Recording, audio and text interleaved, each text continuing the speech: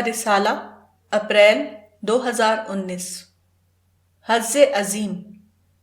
قرآن میں ایک حقیقت کو ان الفاظ میں بیان کیا گیا ہے، وَمَنْ أَحْسَنُ قَوْلًا مِمَّنْ دَعَا إِلَى اللَّهِ وَعَمِلَ صَالِحًا وَقَالَ إِنَّنِي مِنَ الْمُسْلِمِينَ وَلَا تَسْتَوِي الْحَسَنَةُ وَلَا السَّيِّئَةُ ادْفَعْ بِالَّتِي هِيَ أَحْسَنُ فَإِذَا الَّذِي بَيْنَكَ وَبَيْنَهُ عَدَاوَةٌ كَأَنَّهُ وَلِيٌّ حَمِيمٌ وَمَا يُلَقَّاهَا إِلَّا الَّذِينَ صَبَرُوا وَمَا يُلَقَّاهَا إِلَّا ذُو حَظٍّ عَظِيمٍ، یعنی اور اس سے بہتر بات کس کی ہوگی جس نے اللہ کی طرف بلایا اور نیک عمل کیا اور کہا کہ میں فرما برداروں میں سے ہوں، اور بھلائی اور برائی دونوں برابر نہیں، تم جواب میں وہ کہو جو اس سے بہتر ہو، پھر تم دیکھو گے کہ تم میں اور جس میں دشمنی تھی وہ ایسا ہو گیا جیسے کوئی دوست قرابت والا، اور یہ بات اسی کو ملتی ہے جو صبر کرنے والے ہیں، اور یہ بات اسی کو ملتی ہے جو بڑا نصیب والا ہے۔ قرآن کی ان آیتوں میں ایسے اہل ایمان کا ذکر ہے جو بڑے نصیبے والے یا ٹرولی فارچونیٹ ہوتے ہیں۔ یہ وہ لوگ ہیں جن کے برتاؤ سے یہ ممکن ہو جاتا ہے کہ دشمن بھی ان کا دوست بن جائے، جو بظاہر غیر بنا ہوا تھا وہ بدل کر آپ کا اپنا بن جائے۔ اس انقلابی تبدیلی کا فارمولہ کیا ہے؟ وہ صبر کا فارمولہ ہے۔ صبر کا فارمولہ کیا ہے؟ صبر کا فارمولہ ایک لفظ میں یک طرفہ اخلاقیات یا یونیلیٹرل ایتھکس کا نام ہے، یعنی جوابی رد عمل کا طریقہ اختیار نہ کرنا، بلکہ ایک فریق ثانی کی روش سے اوپر اٹھ کر غیر جوابی انداز میں یا رد عمل کا طریقہ اختیار کیے بغیر یک طرفہ بنیاد پر حسن عمل کا سلوک کرنا۔ ایسے لوگوں کو ذو حظ عظیم یا ٹرولی فارچونیٹ ہونے کی بشارت دی گئی ہے۔ اس سے معلوم ہوا کہ صبر سب سے بڑا اسلامی عمل ہے، اس لیے کہ صبر کا طریقہ اختیار کرنے والا ذاتی سوچ پر اللہ کی سوچ کو ترجیح دیتا ہے، وہ ذاتی تقاضے پر کنٹرول کرتے ہوئے اللہ کے حکم کو اختیار کرتا ہے، وہ قربانی کی سطح پر اللہ کے حکم کی تعمیل کرتا ہے۔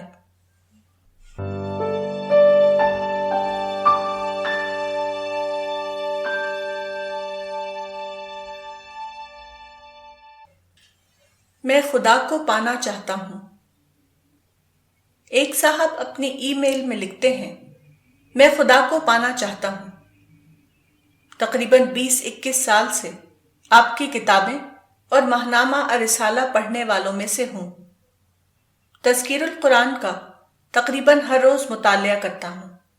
سائنٹیفک ریسرچ اور کائنات پر غور کرنے سے بھی یہ بات ثابت تو ہو جاتی ہے کہ اس کائنات کا کوئی خالق ہے، لیکن میں ذاتی طور پر خدا کو پانا چاہتا ہوں۔ شاید میں اس کو پانے کی قیمت ادا نہیں کر پا رہا ہوں۔ بقول آپ کے اپنی ہستی کو مٹانا ہے۔ روزانہ دعا کرتا ہوں کہ خدا مل جائے۔ زندگی میں کوئی لطف باقی نہیں رہا، ایک بے مزہ زندگی سے اکتا گیا ہوں۔ کیا آپ سے کوئی رہنمائی مل سکتی ہے؟ آپ سے رہنمائی چاہنے کی 2 وجہیں ہیں۔ ایک، آپ کی تحریر آج سے 21 سال پہلے بنا کسی انسانی مداخلت کے بالکل معجزاتی طور پر مجھے اس وقت ملی جبکہ میں روزانہ موت کی تمنا کیا کرتا تھا۔ پورا واقعہ لکھنا مشکل ہے، مختصر یہ کہ گویا کوئی اندیکھی طاقت ہے جو مجھے زندہ رکھنا چاہتی ہے۔ دوسری، میری معلومات کے مطابق آپ واحد انسان ہیں جو خدا کو پانے کا پورے یقین کے ساتھ دعویٰ کر سکتے ہیں۔ کیا مجھے بھی خدا مل سکتا ہے؟ کیسے؟ اس سوال کا جواب یہ ہے کہ خدا کو پانا دراصل ایک پائی ہوئی حقیقت کو دوبارہ دریافت کرنا ہے۔ خدا کو پانا دراصل غیر شعور کو شعور بنانا ہے، یعنی جو چیز غیر شعوری طور پر ملی ہوئی ہے اس کو شعوری طور پر اپنی یافت بنانا ہے۔ خدا آپ کا خالق ہے اور اس نے آپ کو غیر موجود سے موجود کیا ہے، تو اس کا مطلب یہ ہوا کہ وہ آپ کی زندگی میں شامل ہے، وہ خود بخود آپ کو ملا ہوا ہے، مگر یہ پانا غیر شعوری اعتبار سے ہے۔ اب آپ کا کام یہ ہے کہ آپ غیر شعوری طور پر ملی ہوئی چیز کو شعوری طور پر دریافت کر لیں۔ خدا کو پانا بظاہر ایک مشکل کام معلوم ہوتا ہے، لیکن اپنی حقیقت کے اعتبار سے وہ سب سے زیادہ آسان کام ہے۔ آپ سوچئے کہ جب آپ ماں کے پیٹ میں تھے اسی وقت آپ کی ضرورت کی تمام چیزوں کی سپلائی باقاعدہ طور پر شروع ہو گئی تھی۔ یہ کون تھا جس نے آپ کے لیے آپ کی ضروریات کی کامل فراہمی کا انتظام کیا؟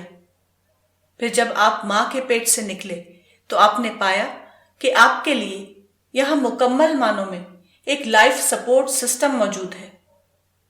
پھر جب آپ بڑے ہوئے اور آپ دنیا میں چلنے پھرنے کے قابل ہوئے تو آپ نے پایا کہ پوری یونیورس آپ کے لیے کسٹم میڈ یونیورس ہے۔ اس قسم کے تجربات جو آپ کو ہر لمحہ پیش آتے ہیں وہ گویا ملی ہوئی چیز کو آپ کے لیے ایک دریافت کردہ حقیقت یا ڈسکورڈ ریئلٹی بنا رہے ہیں۔ میں جب پہلی بار امریکہ گیا تو وہاں ایئرپورٹ کے باہر نکلتے ہوئے میں نے جو پہلی چیز دریافت کی وہ یہ تھی کہ کیسا عجیب ہے وہ خالق جس نے میرے لیے زندگی بخش آکسیجن کی سپلائی کا نظام انڈیا میں بھی قائم کر رکھا تھا اور امریکہ میں بھی اس کا تسلسل بلا انقطاع جاری ہے۔ یہ تاثر اتنا شدید تھا کہ میں نے چاہا کہ میں روڈ پر اپنے خالق کے لیے سجدے میں گر پڑوں۔ اسی طرح دوسرے تمام تجربات ہر لمحہ میرے لیے خدا کی یاد کے ریمائنڈر بنے رہتے ہیں۔ یہی وہ یاد دلانے والے واقعات ہیں جن کا ذکر قرآن کی اس آیت میں آیا ہے، وَكَأَيٍّ مِّنْ آيَةٍ فِي السَّمَاوَاتِ وَالْأَرْضِ يَمُرُّونَ عَلَيْهَا وَهُمْ عَنْهَا مُعْرِضُونَ، یعنی اور آسمانوں اور زمین میں کتنی ہی نشانیاں ہیں جن پر ان کا گزر ہوتا رہتا ہے اور وہ ان پر دھیان نہیں کرتے۔ جو لوگ صبح و شام ان نشانیوں کے درمیان زندگی گزاریں مگر ان کا حال یہ ہو کہ ان کے پاس دماغ ہو مگر وہ نہ سوچیں، ان کے پاس آنکھیں ہوں مگر وہ نہ دیکھیں، ان کے پاس کان ہو مگر وہ نہ سنیں، ایسے لوگ خالق کے نزدیک اندھے بہرے ہیں۔ ان کو صرف قیامت کا انتظار کرنا چاہیے، کیونکہ سورہ اسرافیل کے سوا کوئی اور چیز نہیں ہے جو ان کو غفلت کی نیند سے جگائے۔ خالق کی معرفت کوئی سادہ چیز نہیں۔ خالق کی معرفت جنت الفردوس کی قیمت ہے۔ جنت الفردوس اس کے لیے ہے جو خدا کو دیکھے بغیر دیکھے، جو خدا کی جنت میں داخل ہونے سے پہلے اس کو دریافت کرے۔ خدا کو پانے کی توفیق اس کو ملتی ہے جو خدا کے لیے غیر خدا کو چھوڑنے پر راضی ہو جائے۔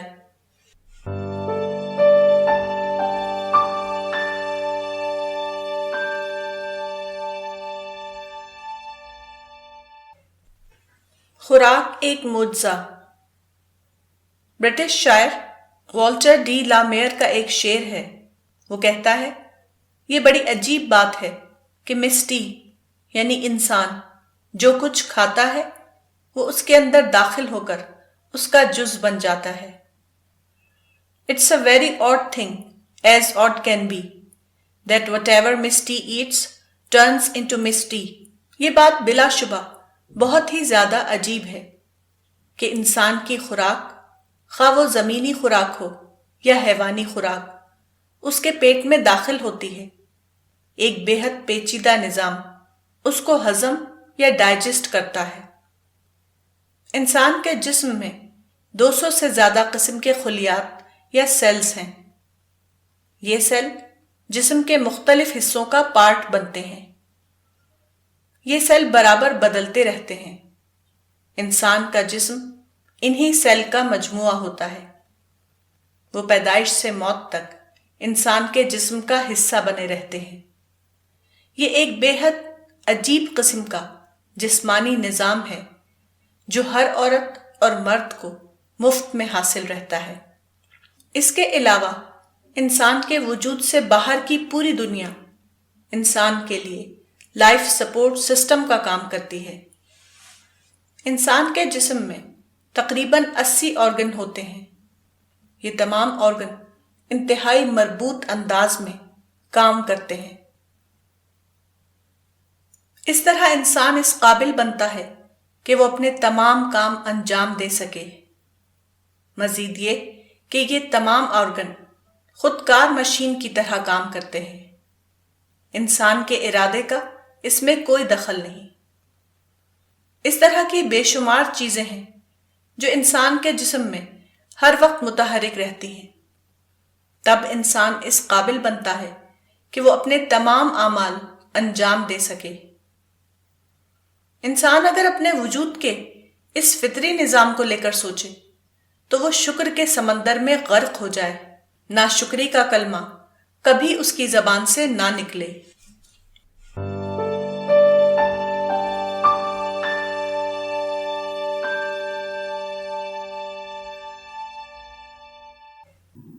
انسان کے لیے سبق۔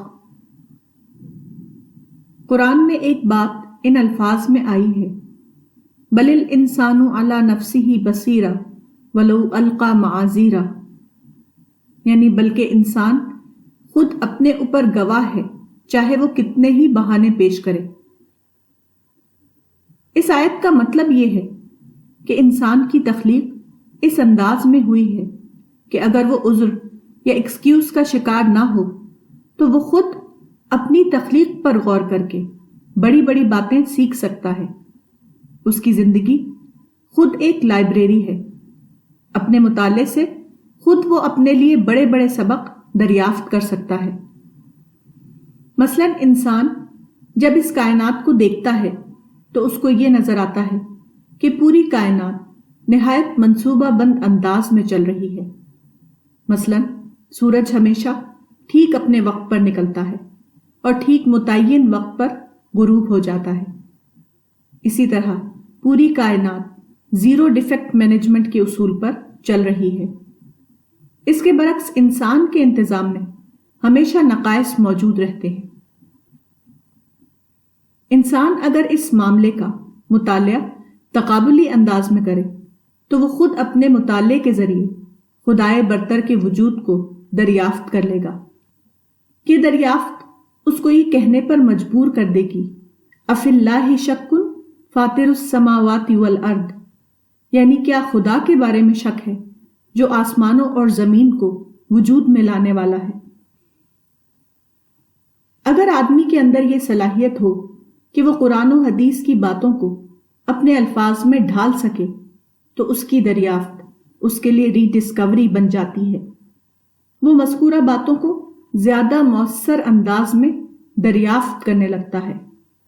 مثلا قرآن میں آیا ہے وَآتَاكُم مِّن كُلِّ مَا سَأَلْتُمُوهُ، یعنی اس نے تم کو ہر اس چیز میں سے دیا جو تم نے مانگا۔ اگر آپ کے پاس اپنے مطالعے کے مطابق یہ لفظ موجود ہو کہ انسان جب پیدا ہوتا ہے تو وہ اپنے آپ کو ایک ایسی دنیا میں پاتا ہے جو ہیومن فرینڈلی دنیا ہے، تو اس کا احساس شکر بہت زیادہ بڑھ جائے گا۔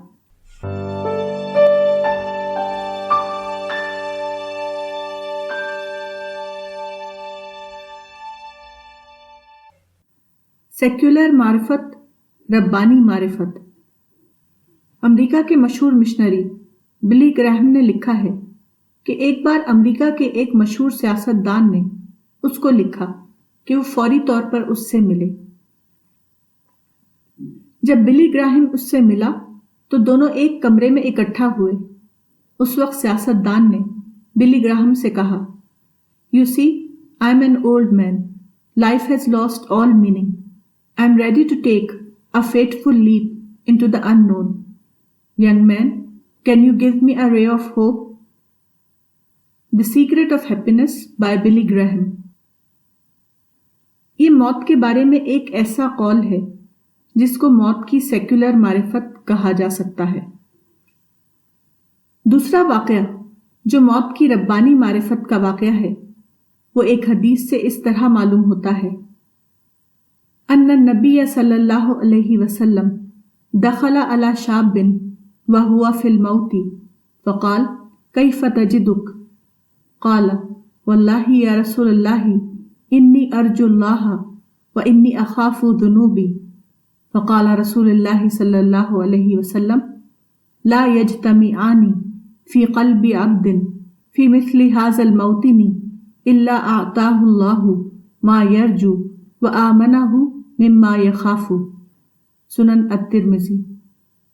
یعنی رسول اللہ صلی اللہ علیہ وسلم ایک نوجوان کے پاس گئے جبکہ وہ مرض الموت میں تھا۔ آپ نے پوچھا تم اپنے کو کیسا پاتے ہو؟ اس نے کہا خدا کی قسم اے اللہ کے رسول، میں اللہ سے امید رکھتا ہوں اور اپنے گناہوں سے ڈرتا ہوں۔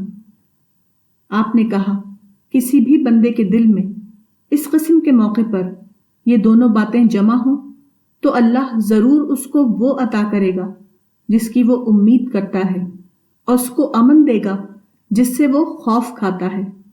موت ہر انسان کے لیے ایک معلوم واقعہ ہے۔ فرق یہ ہے کہ سیکولر انسان موت کو زندگی کے خاتمے کے طور پر دیکھتا ہے، اس کے برعکس ربانی انسان موت کو اس یقینی لمحے کے طور پر دیکھتا ہے جبکہ بندے کی ملاقات اس کے رب سے ہوگی۔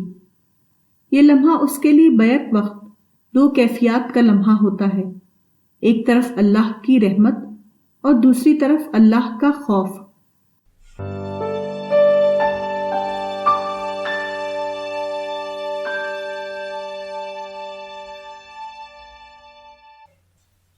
اللہ کے حوالے کرنا۔ قرآن کی ایک آیت ان الفاظ میں آئی ہے: وَكَأَيٍّ مِّن نَبِيٍّ قَاتَلَ مَعَهُ رِبِّيُّونَ كَثِيرٌ فَمَا وَهَنُوا لِمَا أَصَابَهُمْ فِي سَبِيلِ اللَّهِ وَمَا ضَعُفُوا وَمَا اسْتَكَانُوا وَاللَّهُ يُحِبُّ الصَّابِرِينَ۔ یعنی اور کتنے نبی ہیں جن کے ساتھ ہو کر بہت سے اللہ والوں نے قتال کیا، اللہ کی راہ میں جو مصیبتیں ان پر پڑیں ان سے نہ وہ پست ہمت ہوئے، نہ انہوں نے کمزوری دکھائی اور نہ وہ دبے، اور اللہ صبر کرنے والوں کو دوست رکھتا ہے۔ قرآن کی اس آیت میں قتال کا لفظ جنگ کے معنی میں نہیں ہے بلکہ وہ شدید جد و جہد کے معنی میں ہے۔ یہ اسلوب وہی ہے جس کے لیے انگریزی میں جنگی سطح یا وار فوٹنگ کا لفظ استعمال کیا جاتا ہے، یعنی کسی کام کو پوری طاقت کے ساتھ انجام دینا۔ اسی طرح آیت میں یہ الفاظ آئے ہیں: وہ نہ پست ہمت ہوئے، نہ انہوں نے کمزوری دکھائی اور نہ وہ دبے۔ اس کا مطلب یہ نہیں ہے کہ وہ بہت طاقتور لوگ تھے اور انہوں نے نہایت طاقت کے ساتھ اس کام کو انجام دیا، بلکہ اس کا مطلب یہ ہے کہ مشن کے راستے میں جب کوئی مشکل پیش آئی تو وہ اس کے لیے فکر مند ہو کر رکے نہیں، بلکہ مشکل کو رب العالمین کے حوالے کر کے اعتماد علی اللہ کی اسپرٹ کے ساتھ آگے بڑھ گئے۔ اعتماد علی اللہ کی اسپرٹ کا مطلب ہے کہ ایسے موقع پر یہ یاد کرنا کہ تمام وسائل اللہ کے قبضہ قدرت میں ہیں، یعنی یہ اسپرٹ کہ اللہ مجھ کو تنہا نہیں چھوڑے گا بلکہ ایسے حالات پیدا کرے گا جبکہ میں اللہ کے کام کو اللہ کی مدد سے کامیابی کے ساتھ انجام دے سکوں۔ مومن کا یہ عقیدہ ہوتا ہے کہ دنیا کے نظام کو اللہ کے فرشتے انجام دے رہے ہیں۔ یہ فرشتے اللہ کے حکم سے مومن کی مدد کو آ جائیں گے اور فرشتوں کی مدد سے مطلوب کام کو انجام دینا ممکن ہو جائے گا۔ یہی مطلب ہے قرآن کی اس آیت یا ایھا الذین آمنوا ان تنصروا اللہ ینصرکم ویثبت اقدامکم کا۔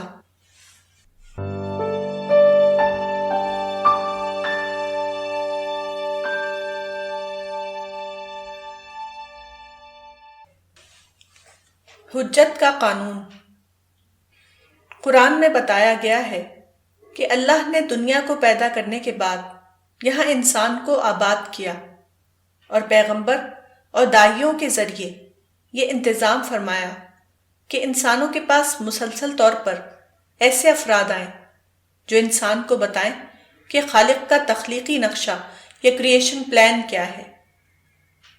یہ انتظام اس لیے کیا گیا ہے تاکہ انسان کو پیشگی طور پر پوری بات معلوم ہو جائے اور وہ اس کے مطابق زندگی گزار کر جنت کے انعام کا اپنے آپ کو مستحق بنائے۔ اسی بات کو مزید تاکید کی زبان میں بتاتے ہوئے یہ کہا گیا، رسولا مبشرین و منذرین لئلا یکون للناس علی اللہ حجۃ بعد الرسل، یعنی اللہ نے رسولوں کو خوشخبری دینے والے اور ڈرانے والے بنا کر بھیجا تاکہ رسولوں کے بعد لوگوں کے پاس اللہ کے مقابلے میں کوئی حجت یا ایکسکیوز باقی نہ رہے۔ یہ کوئی فقہی نوعیت کا حکم نہیں ہے، یعنی کوئی ایسا حکم جس کا لوگوں میں صرف اعلان کر دینا کافی ہے۔ مثلا یہ کہ اے لوگو، تم لوگ ہر سال 1 مہینے کا روزہ رکھو، بلکہ وہ اپنی نوعیت کے اعتبار سے ایک اجتہادی حکم ہے، یعنی ہمیشہ حالات بدلنے کے ساتھ ساتھ حکم کا تطبیقی مفہوم یا اپلائیڈ میننگ دریافت کرتے رہنا ہے۔ ہمیشہ حالات کی رعایت کرتے ہوئے حکم کو اس طرح بتاتے رہنا ہے کہ لوگوں کو حکم اپنے زمانے کے لحاظ سے قابل اتباع معلوم ہو۔ حکم کی وضاحت اس طرح کرنا ہے کہ ہر زمانے کے انسان کا ذہن برابر ایڈریس ہوتا رہے۔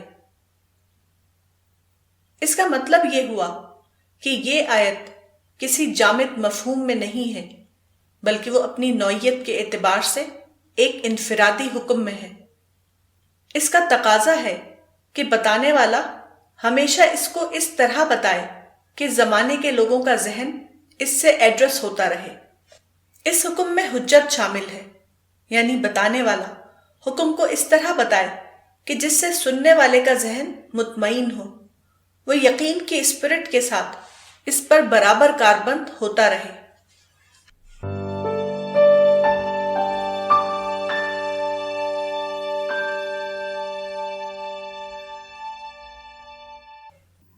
لو پروفائل میں کام کرنا۔ قرآن کی ایک آیت میں پیغمبر حضرت یعقوب علیہ السلام کی اپنے بیٹوں کو نصیحت ان الفاظ میں آئی ہے، یا بنیا لا تدخلوا من باب واحد وادخلوا من ابواب متفرقۃ، یعنی اے میرے بیٹو، تم سب ایک ہی دروازے سے داخل نہ ہونا بلکہ الگ الگ دروازوں سے داخل ہونا۔ قرآن کی اس آیت میں تدبیر کار کا ایک طریقہ معلوم ہوتا ہے۔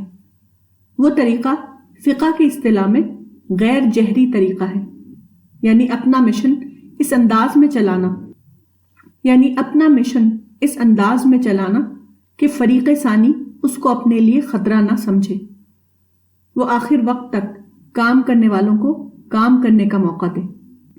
اس طریقہ کار کو اگر جدید اسلوب میں بیان کیا جائے تو وہ یہ ہوگا، لو پروفائل میں کام کرنا، یعنی کام کو ایسے انداز میں کرنا جس سے فریق ثانی اس کو اپنے لیے چیلنج نہ سمجھے، اور اس طرح کام کرنے والوں کو آخر وقت تک کام کرنے کا موقع ملتا رہے۔ اس کے مقابلے میں جو طریقہ ہے اس کو ہائی پروفائل کا طریقہ کہا جاتا ہے۔ ہائی پروفائل میں فریق ثانی فوراً ہی چوکنا ہو جاتا ہے اور جوابی کارروائی شروع کر دیتا ہے، جبکہ لو پروفائل میں فریق ثانی کام کو اپنے لیے خطرہ نہیں سمجھتا، اس بنا پر اس کو نظر انداز کرتا رہتا ہے۔ اس طریقہ کار کے لیے حدیث رسول میں ایک حوالہ موجود ہے۔ پیغمبر اسلام نے جب مکہ کی فتح کا ارادہ کیا تو آپ نے اس معاملے میں بہت زیادہ لو پروفائل سے کام لیا۔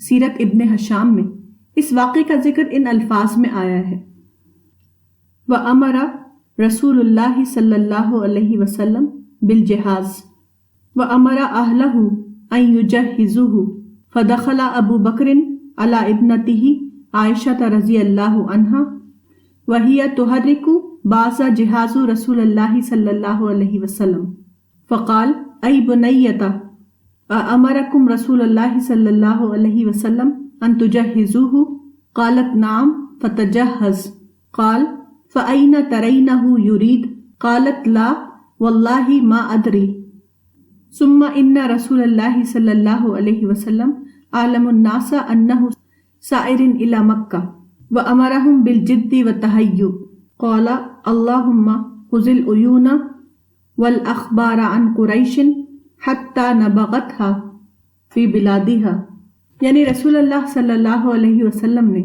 تیاری کا حکم دیا اور اپنی اہلیہ کو کہا کہ وہ ان کے سفر کی تیاری کا کام کرے۔ جب حضرت ابو بکر اپنی بیٹی حضرت عائشہ کے پاس آئے، اس وقت وہ رسول اللہ کے سفر کی کچھ تیاری کا کام کر رہی تھیں، تو پوچھا بیٹی رسول اللہ نے کس سفر کی تیاری کا حکم دیا ہے؟ حضرت عائشہ نے کہا ہاں، سامان سفر کی تیاری کرنے کا حکم۔ حضرت ابو بکر نے پوچھا تمہارے خیال سے کہاں کا ارادہ ہے؟ حضرت عائشہ نے کہا اللہ کی قسم مجھے نہیں معلوم۔ پھر رسول اللہ نے لوگوں کو خبر دی کہ وہ مکہ کی طرف کوچ کرنے والے ہیں اور ان کو تیاری کا حکم دیا۔ اس وقت یہ دعا کی اللہ تو قریش کی آنکھوں اور خبروں کو روک دے یہاں تک کہ تو ہم کو ان کے شہر میں پہنچا دے۔ خلاصہ یہ ہے کہ کام کا ایک طریقہ شور و غل کے ساتھ کام کرنا ہے اور دوسرا طریقہ ہے حکیمانہ طریقہ۔ شور و غل کے ساتھ کام کرنا نبی کا طریقہ نہیں۔ نبی کا طریقہ وہ ہے جس میں خاموش تدبیر کا انداز اختیار کیا گیا ہو۔ کامیابی ہمیشہ خاموش تدبیر والے کام میں ہوتی ہے، نہ کہ شور و غل والے طریقے میں۔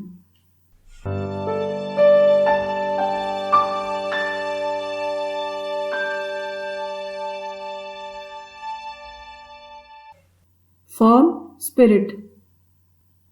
عباسی دور میں فقہ کی تدوین ہوئی۔ صحابہ کے دور اور تابعین کے دور میں عام طور پر مبنی بر اسپرٹ دین کا تصور پایا جاتا تھا، لیکن فقہا کے دور میں بعض اسباب سے مبنی بر فارم دین کا تصور عام ہو گیا، یہاں تک کہ اس کے بارے میں لوگ غلو یا انتہا پسندی کی حد تک پہنچ گئے۔ صحابہ اور تابعین کے زمانے میں دین میں اصل اہمیت اسپرٹ کی ہوتی تھی۔ اس بنا پر اس زمانے میں جزئی نوعیت کے طریقے عبادت میں تنوع کا تصور پایا جاتا تھا۔ یہ تصور اس حدیث پر مبنی تھا اصحابی کالنجومی فبأیہم اقتدیتم اہتدیتم، یعنی میرے اصحاب ستاروں کی مانند ہیں، تم ان میں سے جن کی بھی اقتدا کرو گے ہدایت پر رہو گے۔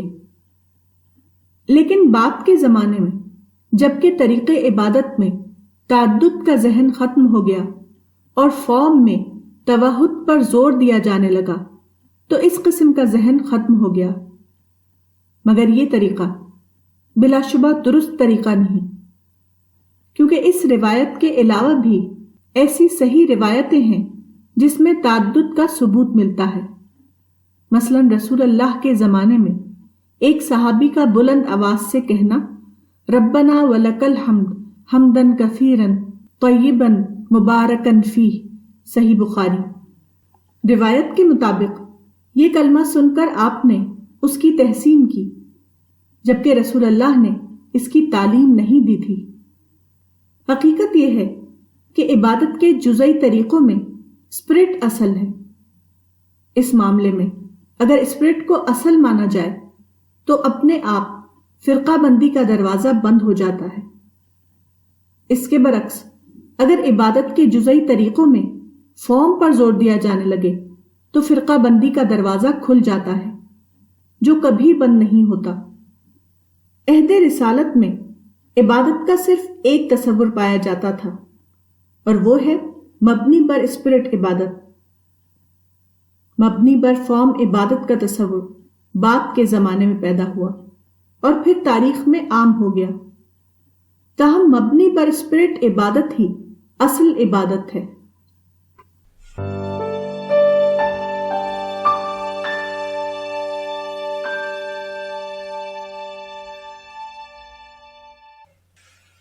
پیغمبر اسلام استثنائی شخصیت۔ پیغمبر اسلام صلی اللہ علیہ وسلم کی پیدائش 570 عیسوی میں مکہ میں ہوئی۔ 610 عیسوی میں آپ کو نبوت ملی۔ 632 میں مدینہ میں آپ کی وفات ہوئی۔ آپ پوری تاریخ میں ایک استثنائی شخصیت تھے۔ آپ کا استثنائی شخصیت ہونا اپنے آپ میں اس بات کا ایک ثبوت ہے کہ آپ اللہ تعالیٰ کے نمائندہ تھے۔ آپ کو اللہ تعالیٰ کی خصوصی نصرت حاصل تھی۔ خداوند کائنات کی خصوصی نصرت کے بغیر کوئی شخص ایسا نہیں کر سکتا کہ وہ پوری تاریخ میں ایک استثنائی شخصیت بن جائے۔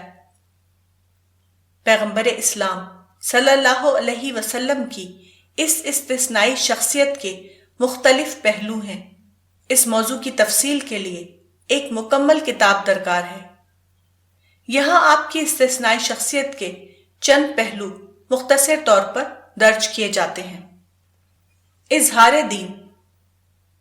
قرآن کی سورہ الفتح میں پیغمبر اسلام صلی اللہ علیہ وسلم کے بارے میں یہ آیت آئی ہے، هو الذی ارسل رسولہ بالہدی ودین الحق لیظہرہ علی الدین کلہ وکفی باللہ شہیدا۔ یعنی یہ اللہ ہے جس نے اپنے پیغمبر کو ہدایت اور دین حق کے ساتھ بھیجا تاکہ وہ اس کو تمام دین پر غالب کر دے، اور اللہ گواہی کے لیے کافی ہے۔ قرآن کے اس بیان میں جو بات کہی گئی ہے اس کا مطلب یہ ہے کہ پیغمبر اسلام صلی اللہ علیہ وسلم سے پہلے دین خداوندی کے اعلان کے لیے بہت سے لوگ اٹھے، لیکن ان کا کام اعلان کے درجے تک محدود رہا، وہ انقلاب کے درجے تک نہیں پہنچا۔ پیغمبر اسلام کا مشن اللہ کی خصوصی نصرت سے نظریاتی انفجار یا آئیڈیولوجیکل ایکسپلوژن تک پہنچ گیا۔ آپ کے ذریعے افکار کی دنیا میں ایک ایسا انقلاب آیا کہ آپ کو تاریخ ساز پیغمبر یا ایپاک میکنگ پروفٹ کی حیثیت حاصل ہو گئی۔ پیغمبر اسلام صلی اللہ علیہ وسلم کی اس انقلابی صفت کا اعتراف مختلف مورخین نے کھلے طور پر کیا ہے۔ فرانس کا مورخ ہنری پیرین 1862 میں پیدا ہوا اور 1935 میں اس کی وفات ہوئی۔ اس نے اسلام اور پیغمبر اسلام کے موضوع پر کئی کتابیں شائع کی ہیں۔ اس نے لکھا ہے کہ اسلام نے دنیا کا نقشہ بدل دیا۔ اس کے بعد روایتی دور تاریخ کا خاتمہ ہو گیا۔ اسلام had sufficed to change the face of the globe. Wherever it had passed, the ancient states, which were deeply rooted in the centuries, were overturned as by a cyclone. The traditional order of history was overthrown. Henry Pirenne, A History of Europe, London. کار نبوت کا تسلسل۔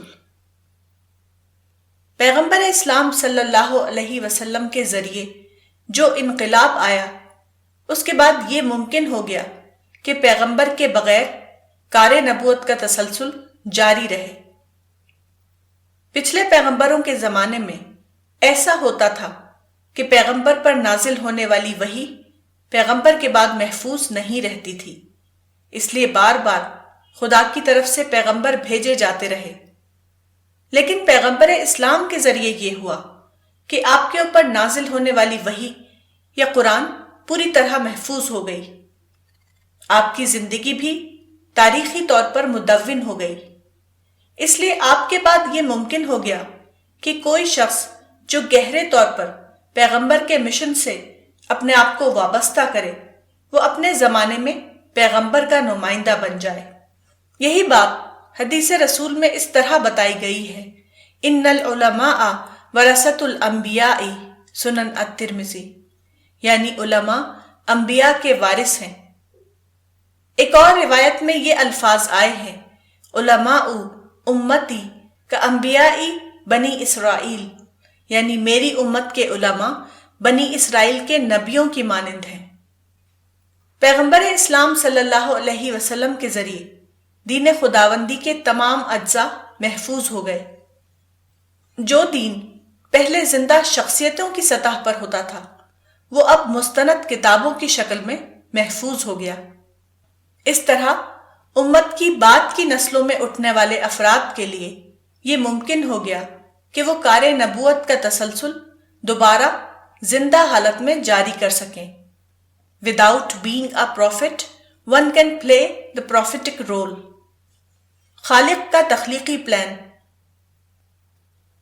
یہ ہر انسان کا سب سے بڑا مسئلہ ہے کہ وہ جانے کہ پیدا کرنے والے نے اس کو کس لیے پیدا کیا ہے، اس کا مقصد تخلیق کیا ہے، اس کے لیے کامیابی کیا ہے اور ناکامی کیا۔ ہر عورت اور مرد اس سوال سے لازمی طور پر دوچار ہوتے ہیں، خاص شعوری طور پر یا غیر شعوری طور پر۔ اس سوال کا معتبر جواب صرف خالق دے سکتا ہے۔ یہ صرف خالق ہے جو یہ بتا سکتا ہے کہ انسان اور کائنات کو پیدا کرنے سے اس کا منصوبہ تخلیق یا کریشن پلان کیا ہے۔ خدا نے اس سوال کا معتبر جواب فراہم کیا ہے۔ قرآن اور پیغمبر قرآن کے ذریعے خدا نے اس سوال کا معتبر جواب فراہم کیا ہے۔ اب ہر انسان کے لیے یہ ممکن ہو گیا کہ وہ خدا کے تخلیقی پلان کو جانے۔ It became possible for everyone to know the creation plan of God۔ پہلے زمانے میں حنفاء ہوا کرتے تھے، یعنی متلاشی حق۔ پیغمبر اسلام صلی اللہ علیہ وسلم کے بعد یہ ممکن ہو گیا کہ کوئی شخص اپنی تلاش حق کو دریافت حق بنا سکے۔ Truth seekers no longer need to live in bewilderment۔ نشانیوں کا ظہور۔ قرآن کی سورہ حامیم السجدہ میں بعد کی تاریخ کے لیے ایک پیشن گوئی ان الفاظ میں آئی ہے: سنریہم آیاتنا فی الآفاق وفی انفسہم حتی یتبین لہم انہ الحق، یعنی مستقبل میں ہم ان کو اپنی نشانیاں دکھائیں گے، کائنات میں بھی اور انسان کے اندر بھی، یہاں تک کہ ان پر پوری طرح یہ واضح ہو جائے گا کہ یہ قرآن حق ہے۔ قدیم زمانے میں جو انبیاء آئے انہوں نے خرق عادت معجزے دکھائے۔ یہ معجزے ان کے معاصرین کے لیے ان کے پیغمبر ہونے کی دلیل تھے۔ حسی معجزہ معاصرین کے لیے دلیل ہوتا ہے، بعد کے لوگوں کے لیے وہ دلیل نہیں ہوتا۔ پیغمبر اسلام صلی اللہ علیہ وسلم خدا کے آخری پیغمبر تھے، یعنی قیامت تک کے لیے پیغمبر۔ اس کا مطلب یہ تھا کہ آپ کی وفات کے بعد بھی آپ کے پیغام کی پیغام رسانی اہل عالم کے لیے جاری رہے گی۔ یہ کام اس طرح انجام پایا کہ پیغمبر اسلام صلی اللہ علیہ وسلم کے لائے ہوئے انقلاب کے ذریعے تاریخ میں ایک ایسا عمل جاری ہوا جس کے نتیجے میں فطرت کے قوانین دریافت ہوئے۔ یہ قوانین فطرت معجزے کا بدل بن گئے۔ ان قوانین کے ذریعے یہ ممکن ہو گیا کہ بعد کے زمانے میں سائنسی دلائل کی طاقت سے وہ دعوتی کام انجام دیا جا سکے جو پہلے معجزے کی طاقت سے انجام دیا جاتا تھا۔ گویا کہ پیغمبر اسلام سے پہلے دعوت بذریعہ معجزہ یا دعوت تھرو میریکل کا زمانہ تھا، اور اب دعوت بذریعہ علمی دلائل یا دعویٰ تھرو سائنٹیفک آرگیومنٹ کا زمانہ ہے۔ قرآن کی سورہ الاسراء میں پیغمبر اسلام کے بارے میں یہ اعلان کیا گیا ہے کہ عسیٰ ان یبعثک ربک مقاما محمودا، یعنی قریب ہے کہ تمہارا رب تم کو مقام محمود پر کھڑا کرے۔ اس آیت میں مقام محمود کسی پراسرار واقعے کا نام نہیں ہے، اس سے مراد ایک معلوم واقعہ ہے جو تاریخ میں مسلمہ طور پر پیش آیا۔ پیغمبر اسلام سے پہلے جو پیغمبر آئے وہ مستند تاریخ میں ریکارڈ نہ ہو سکے۔ پیغمبروں کی فہرست میں پیغمبر اسلام پہلے پیغمبر ہیں جو مستند تاریخ میں درج کیے گئے۔ ایک مغربی مورخ نے اس کا اقرار ان الفاظ میں کیا ہے: محمد تاریخ کی کامل روشنی میں پیدا ہوئے۔ Muhammad was born within the full light of history. حقیقت یہ ہے کہ نبی محمود سے مراد نبی معترف یا ایکنالجڈ پروفٹ ہے۔ پیغمبر اسلام صلی اللہ علیہ وسلم کی ابتدائی زندگی میں آپ کو اتنا کم سمجھا گیا کہ مکہ کے مخالفین آپ کو مذمم یا کنڈیمڈ پرسن کہنے لگے، لیکن آخر کار تاریخ آپ کے موافق ہو گئی۔ عام طور پر مورخین اور مبصرین آپ کی عظمت کا اعتراف کرنے لگے۔ ان میں سے ایک مثال امریکہ کے ڈاکٹر مائیکل ہارٹ کی ہے۔ انہوں نے تمام دنیا کی مشہور شخصیتوں کا مطالعہ کر کے ایک ضخیم کتاب تیار کی۔ اس کا عنوان 100 یا دی 100 ہے۔ اس کتاب میں پوری انسانی تاریخ کی 100 بڑی شخصیتوں کا تذکرہ ہے۔ مصنف نے اس کتاب میں پیغمبر اسلام کو اس فہرست میں پہلے نمبر پر رکھا ہے۔ انہوں نے لکھا ہے: محمد تاریخ کے پہلے شخص ہیں جو انتہائی حد تک کامیاب رہے، مذہبی سطح پر بھی اور دنیاوی سطح پر بھی۔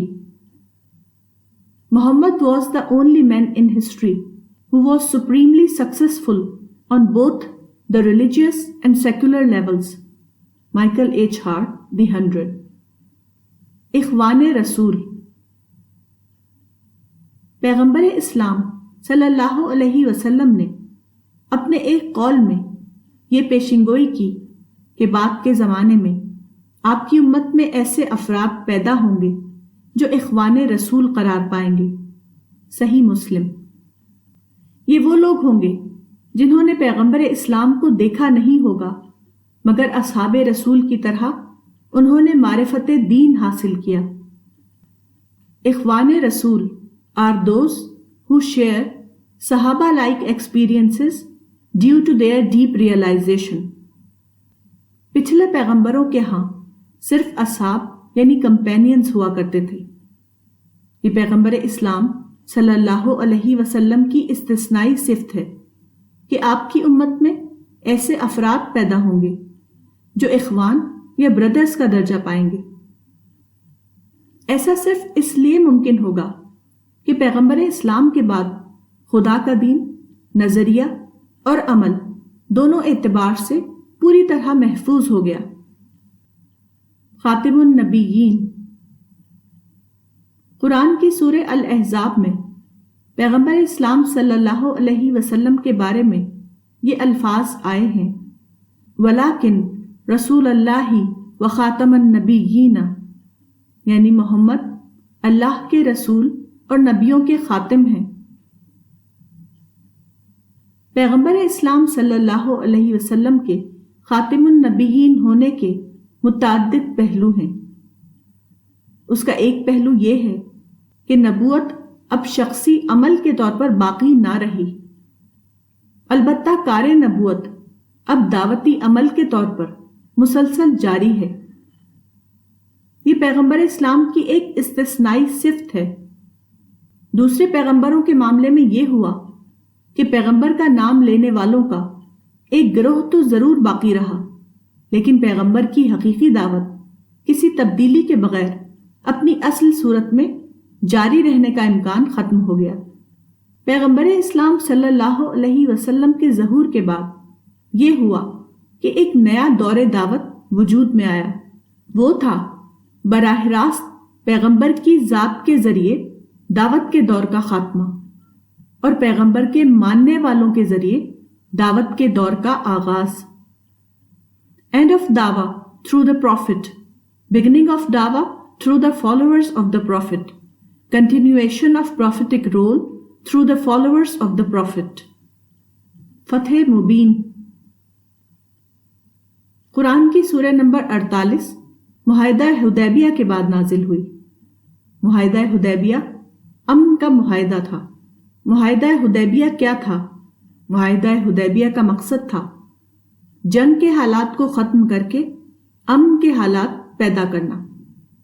اس معاہدے کے بعد پیغمبر اسلام اور آپ کے مخالفین کے درمیان مکمل طور پر جنگ بندی ہو گئی اور طرفین کے درمیان امن کی حالت قائم ہو گئی۔ اس کے بعد معتدل حالات میں دعوتی کام کرنا ممکن ہو گیا۔ امن کا یہ معاہدہ پوری تاریخ کا ایک انوکھا معاہدہ تھا۔ یہ فریق ثانی کی تمام شرطوں کو یک طرفہ طور پر مان کر انجام پایا تھا۔ بظاہر وہ پسپائی کا ایک معاہدہ تھا، لیکن معاہدے کی تکمیل کے بعد قرآن میں یہ آیت اتری، اِنَّا فَتَحْنَا لَكَ فَتْحًا مُبِينًا لِيَغْفِرَ لَكَ اللَّهُ مَا تَقَدَّمَ مِن ذَنبِكَ وَمَا تَأَخَّرَ وَيُتِمَّ نِعْمَتَهُ عَلَيْكَ وَيَهْدِيَكَ صِرَاطًا مُسْتَقِيمًا وَيَنْصُرَكَ اللَّهُ نَصْرًا عَزِيزًا، یعنی بے شک ہم نے تم کو کھلی ہوئی فتح دے دی تاکہ اللہ تمہاری اگلی اور پچھلی خطائیں معاف کر دے اور تمہارے اوپر اپنی نعمت کی تکمیل کر دے اور تم کو سیدھا راستہ دکھائے اور تم کو زبردست مدد عطا کرے۔ تاریخ کے مطابق معاہدہ حدیبیہ کے بعد پیغمبر اسلام صلی اللہ علیہ وسلم کو کوئی سیاسی فتح حاصل نہیں ہوئی۔ یہ معاہدہ بظاہر فریق ثانی کے مقابلے میں شکست کا واقعہ تھا، نہ کہ فتح کا واقعہ۔ اس کے باوجود قرآن میں کیوں اس کو فتح مبین کہا گیا؟ ایسا اس لیے ہوا کہ معاہدہ حدیبیہ کے بعد دعوت کے تمام مواقع کھل گئے۔ یہ مواقع اتنے غیر معمولی تھے کہ معاہدے کے بعد صرف 2 سال کے اندر پیغمبر اسلام کے ساتھیوں کی تعداد 5 گنا زیادہ ہو گئی، اور جنگ کے بغیر صرف زیادہ تعداد فیصلے کے لیے کافی ہو گئی۔ حدیبیہ دراصل ایک عظیم پالیسی کا نام ہے۔ یہ پالیسی تاریخ میں پہلی بار پیغمبر اسلام صلی اللہ علیہ وسلم نے دنیا کو بتائی، یعنی حالت موجودہ کو مان کر ٹکراؤ ختم کر دو تاکہ مواقع یا اپرچونٹیز کو استعمال کرنا ممکن ہو سکے۔ حدیبیہ means the policy of positive status quoism, and positive status quoism is the key to super achievement. صلح بہتر ہے۔ قرآن کی سورہ النساء میں یہ آیت آئی ہے، الصلح خیر، یعنی صلح بہتر ہے۔ گویا امن کا طریقہ سب سے زیادہ کارگر طریقہ ہے۔ پیس از دا موسٹ سکسیسفل پالیسی۔ فلاسفہ اور مفکرین ہمیشہ امن کی بات کرتے رہے ہیں۔ امن کے مطالعے کے لیے ایک مستقل شعبہ علم وضع ہوا ہے جس کو پیسیفزم کہا جاتا ہے، مگر پیغمبر اسلام صلی اللہ علیہ وسلم تاریخ کے پہلے شخص ہیں جنہوں نے ایک مکمل نظریہ امن یا آئیڈیالوجی آف پیس دنیا کو دیا۔ اس اعتبار سے آپ کو پیغمبر امن یا پروفٹ آف پیس کہا جا سکتا ہے۔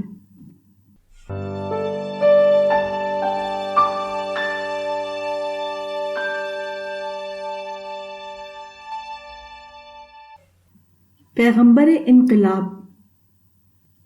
قرآن میں 25 پیغمبروں کا ذکر ہے۔ حدیث سے معلوم ہوتا ہے کہ پیغمبروں کی تعداد تقریباً 1,24,000 تھی۔ مسند احمد۔ نبوت کا یہ سلسلہ حضرت آدم علیہ السلام سے لے کر حضرت مسیح علیہ السلام تک ہر زمانے میں جاری رہا۔ اس کے بعد اللہ تعالیٰ نے 7ویں صدی عیسوی کے ربیع اول میں پیغمبر اسلام محمد صلی اللہ علیہ وسلم کو پیدا کیا۔ قرآن کے مطابق آپ خدا کے رسول بھی تھے اور نبیوں کے خاتم بھی۔ پیغمبروں کی تاریخ کا مطالعہ بتاتا ہے کہ تمام پیغمبر مشترک طور پر توحید کا پیغام لے کر آئے، لیکن پچھلے پیغمبروں کے زمانے میں یہ پیغام زیادہ تر فکری مرحلے میں رہا وہ عملی انقلاب کے درجے تک نہیں پہنچا۔ پیغمبر آخر الزماں صلی اللہ علیہ وسلم کے ساتھ یہ خصوصی معاملہ ہوا کہ آپ کو اپنے اصحاب کی صورت میں ایک مضبوط ٹیم مل گئی۔ اس طرح یہ ممکن ہو گیا کہ توحید کی دعوت کو فکری مرحلے سے آگے بڑھا کر عملی انقلاب کے درجے تک پہنچا دیا جائے۔ پیغمبر اسلام اور آپ کے اصحاب کے زمانے میں یہ انقلاب عملی طور پر پیش آیا اور پھر وہ تاریخ بشری کا ایک معلوم اور مسلم حصہ بن گیا۔ پیغمبر آخر الزماں صلی اللہ علیہ وسلم کی عظمت اتنی زیادہ واضح ہے کہ وہ صرف آپ کے پیروؤں کے لیے ایک روایتی عقیدے کی حیثیت نہیں رکھتی، بلکہ وہ ایک مسلمہ تاریخی واقعہ ہے۔ پیغمبر آخر الزماں سے پہلے جو انبیاء آئے ان کی زندگی مدون تاریخ کا جز نہ بن سکی، مگر پیغمبر اسلام کا معاملہ بالکل مختلف ہے۔ آپ کی حیثیت ایک مسلم تاریخی پیغمبر کی ہے۔ آپ کی نبوت پورے معنوں میں ایک ثابت شدہ نبوت ہے۔ انسانی زندگی کے جس پہلو کو بھی دیکھا جائے اس میں پیغمبر اسلام کی لائی ہوئی ابدی تعلیم کے اثرات نمایاں طور پر دکھائی دیں گے۔ وہ تمام بہترین روایات اور وہ تمام اعلیٰ قدریں جن کو آج اہمیت دی جاتی ہے، وہ سب پیغمبر اسلام کے لائے ہوئے عظیم انقلاب کے براہ راست نتائج ہیں۔ پیغمبر اسلام صلی اللہ علیہ وسلم بلا شبہ تاریخ کے سب سے بڑے انسان کی حیثیت رکھتے ہیں۔ اللہ تعالیٰ نے آپ کو انسان کامل بنا کر انسانی نسل پر اپنا سب سے بڑا احسان فرمایا ہے۔ خدا نے پیغمبر آخر الزماں کی شکل میں تاریخ میں ایک ایسا بلند ترین مینار کھڑا کر دیا ہے کہ آدمی جس طرف بھی نظر اٹھائے وہ آپ کو دیکھ لے۔ جب وہ اپنے رہنما کی تلاش میں نکلے تو اس کی نظر سب سے پہلے آپ پر پڑے۔ جب وہ حق کا راستہ جاننا چاہے تو آپ کا روشن اور بلند و بالا وجود اس کو سب سے پہلے اپنی طرف متوجہ کر لے۔ آپ ساری انسانیت کے لیے ہادی اعظم اور رہبر کامل کی حیثیت رکھتے ہیں۔ اسی لیے خدا نے آپ کو نبیوں کے خاتم کی حیثیت سے مبعوث فرمایا۔ دوسرے انبیاء صرف اللہ کے رسول تھے اور آپ اللہ کے رسول ہونے کے ساتھ خاتم النبیین بھی ہیں۔ میری کتاب پیغمبر انقلاب پہلی بار 1982 میں چھپی۔ اس وقت میں نے اس کتاب میں پیغمبر اسلام صلی اللہ علیہ وسلم کے متعلق جو الفاظ لکھے تھے وہ نہ صرف مسلمانوں کے لیے بلکہ غیر مسلموں کے لیے بھی نشان راہ کی حیثیت رکھتے ہیں۔ قرآن کے مطابق اللہ تعالیٰ نے پیغمبر اسلام صلی اللہ علیہ وسلم کو محمودیت کے مقام پر کھڑا کیا ہے۔ چنانچہ نہ صرف اہل اسلام بلکہ عام مصنفین اور مورخین نے آپ کی عظمت کو کھلے طور پر تسلیم کیا ہے۔ 12ویں اور 13ویں صدی عیسوی میں مسلم قوموں اور مسیحی قوموں کے درمیان لڑائیاں پیش آئیں جن کو صلیبی جنگ یا کروسیڈز کہا جاتا ہے۔ ان جنگوں میں مسیحی قوموں کو شکست ہوئی۔ اس کے بعد مسیحی مصنفین نے اسلام کے خلاف ایک قلمی جنگ چھیڑ دی۔ کثرت سے ایسی کتابیں لکھی گئیں جن میں اسلام اور پیغمبر اسلام کی تصویر کو بگاڑ کر پیش کیا گیا تھا۔ یہ سلسلہ لمبی مدت تک جاری رہا۔ اس سلسلے کو توڑنے والا پہلا قابل ذکر شخص اسکاٹ لینڈ کا ایک مصنف تھامس کارلائل ہے۔ اس نے جرأت مندانہ طور پر اس رجحان کو بدلا۔ اس کی مشہور کتاب on heroes, hero worship and the heroic in history ہے۔ اس انگریزی کتاب میں اس نے پیغمبر اسلام کی مثبت تصویر پیش کی۔ اس نے پیغمبر اسلام کو ہیرو کا درجہ دیا۔ اس کتاب کا متعلق باب یہ ہے: the hero as a profit محمد اسلام۔ اس کے بعد کثرت سے مختلف زبانوں میں پیغمبر اسلام صلی اللہ علیہ وسلم کے بارے میں کتابیں شائع ہوئیں۔ ان کتابوں کے اندر انسانی تاریخ میں آپ کے انقلابی رول کا کھلے طور پر اعتراف کیا گیا۔ مثلا انڈیا کے ایک اسکالر ایم این رائے وفات 1954 کی کتاب ہسٹوریکل رول آف اسلام 1939 میں پہلی بار دہلی سے چھپی۔ اس میں انہوں نے لکھا کہ پیغمبر اسلام تمام پیغمبروں میں سب سے بڑے پیغمبر تھے۔ انہوں نے سب سے بڑا تاریخی معجزہ دکھایا۔ Every prophet establishes his pretensions by the performance of miracles. On that token, Muhammad must be recognized as by far the greatest of all prophets, before or after him. The expansion of Islam is the most miraculous of all miracles. پیغمبر آخر الزماں صلی اللہ علیہ وسلم کے لیے قرآن میں یہ پیشنگوئی آئی ہے کہ آپ کو مقام محمود کا درجہ عطا کیا جائے گا۔ الاسراء۔ مقام محمودیت کا ایک پہلو وہ ہے جو آخرت میں ظاہر ہوگا، دوسرا پہلو وہ ہے جس کا تعلق موجودہ دنیا سے ہے۔ موجودہ دنیا کی نسبت سے مقام محمود یہ ہے کہ آپ کو تاریخی اعتبار سے ایک مسلم نبوت یا اسٹیبلشڈ پروفٹہڈ کا درجہ حاصل ہوگا۔ آپ سے پہلے جو انبیاء آئے وہ مدون تاریخ میں ریکارڈ نہ ہو سکے۔ آپ کے سوا ہر ایک کی حیثیت اعتقادی نبوت کی ہے، نہ کہ تاریخی نبوت کی۔ اس کا سبب یہ تھا کہ آپ کو خدا نے آخری پیغمبر بنایا تھا۔ آپ کے بعد کوئی دوسرا پیغمبر آنے والا نہ تھا، اس لیے ضروری تھا کہ آپ کی لائی ہوئی کتاب اور آپ کی پیغمبرانہ زندگی کامل طور پر محفوظ ہو جائے، وہ تسلیم شدہ تاریخی ریکارڈ کی حیثیت حاصل کر لے، کیونکہ قانون الہی کے مطابق جب پیغمبر مستند تاریخی ریکارڈ کا درجہ حاصل کر لے تو اس کے بعد اس کی لائی ہوئی کتاب اور اس کی تعلیمات کا یہی ریکارڈ پیغمبر کا قائم مقام بن جاتا ہے۔ اس کے بعد کسی نئے پیغمبر کی ضرورت باقی نہیں رہتی۔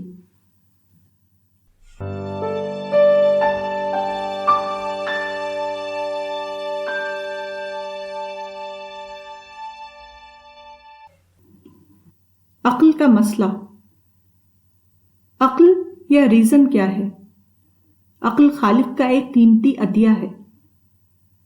حدیث قدسی ہے، اللہ تعالیٰ نے عقل کو مخاطب کرتے ہوئے کہا، میں نے کوئی مخلوق نہیں پیدا کی جو میرے نزدیک تم سے زیادہ افضل ہو۔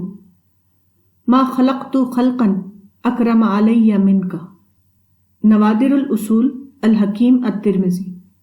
حقیقت یہ ہے کہ انسان کے تمام کمالات کا انحصار عقل پر اور عقل کے استعمال پر ہے۔ عقل کے بغیر کوئی بھی انسانی ترقی ممکن نہیں۔ عقل نہ ہو تو انسان پتھر کے ایک اسٹیچو کی مانند ہو جائے گا۔ وہ نہ حق کو حق سمجھے گا اور نہ باطل کو باطل۔ عقل بذات خود معیار یا کرائیٹیرین نہیں ہے۔ عقل فہم و ادراک کی صلاحیت یا ایبلٹی ہے۔ عقل کی حیثیت آلہ یا فیکلٹی کی ہے۔ عقل کی حیثیت مستقل بالذات جج کی نہیں۔ عقل حقائق سے نتیجہ اخذ کرنے کی استعداد کا نام ہے۔ Reason the intellectual faculty by which conclusions are drawn from premises۔ عقل اور وحی یا ریویلیشن کو ایک دوسرے کا حریف بتانا بلا شبہ ایک غلطی ہے۔ حقیقت یہ ہے کہ وحی ایک مستقل ذریعہ علم ہے، جبکہ عقل بذات خود کوئی ذریعہ علم نہیں۔ خود وحی کی صحت پر جب کوئی شخص یقین کرتا ہے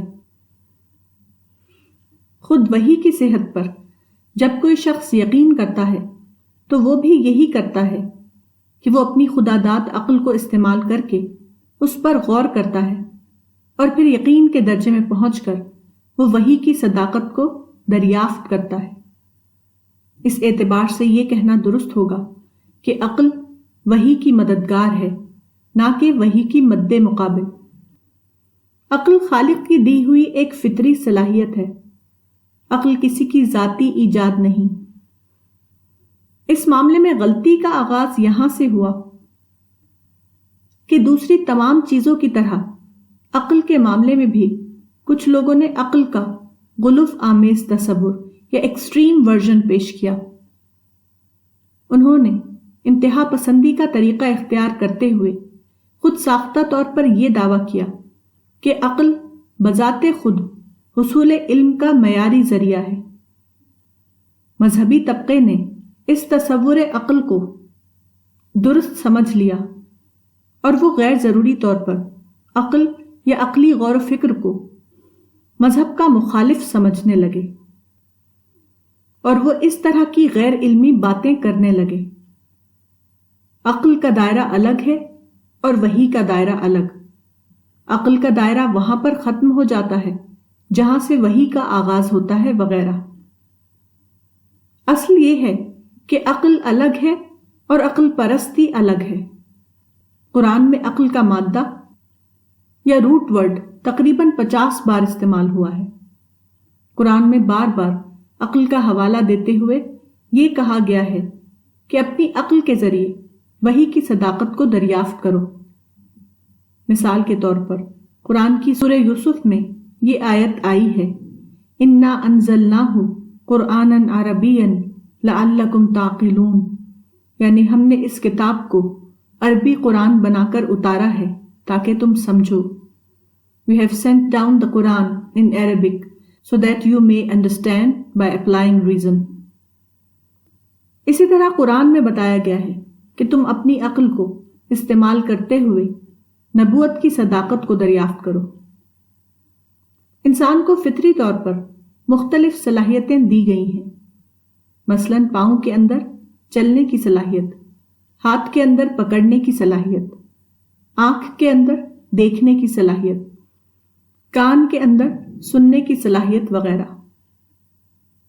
انہی میں سے ایک صلاحیت عقل ہے جس کے ذریعے انسان سوچنے اور تجزیہ کرنے کا کام لیتا ہے۔ اسی کے ساتھ انسان کو کامل آزادی دی گئی ہے۔ انسان کو یہ اختیار حاصل ہے کہ وہ اپنی آزادی کا صحیح استعمال کرے یا وہ اس کا غلط استعمال کرے، اور یہ ایک معلوم حقیقت ہے کہ کان اور آنکھ کا صحیح استعمال بھی ہے اور اس کا غلط استعمال بھی۔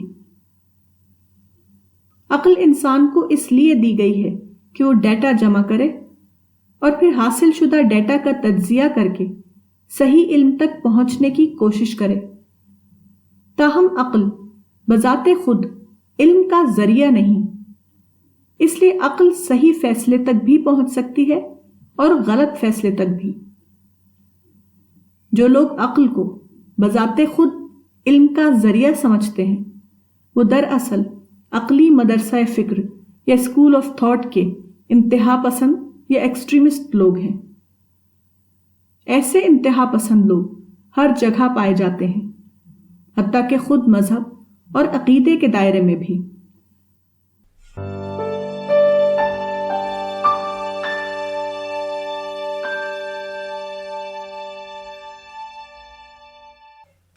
اسلام دور جدید میں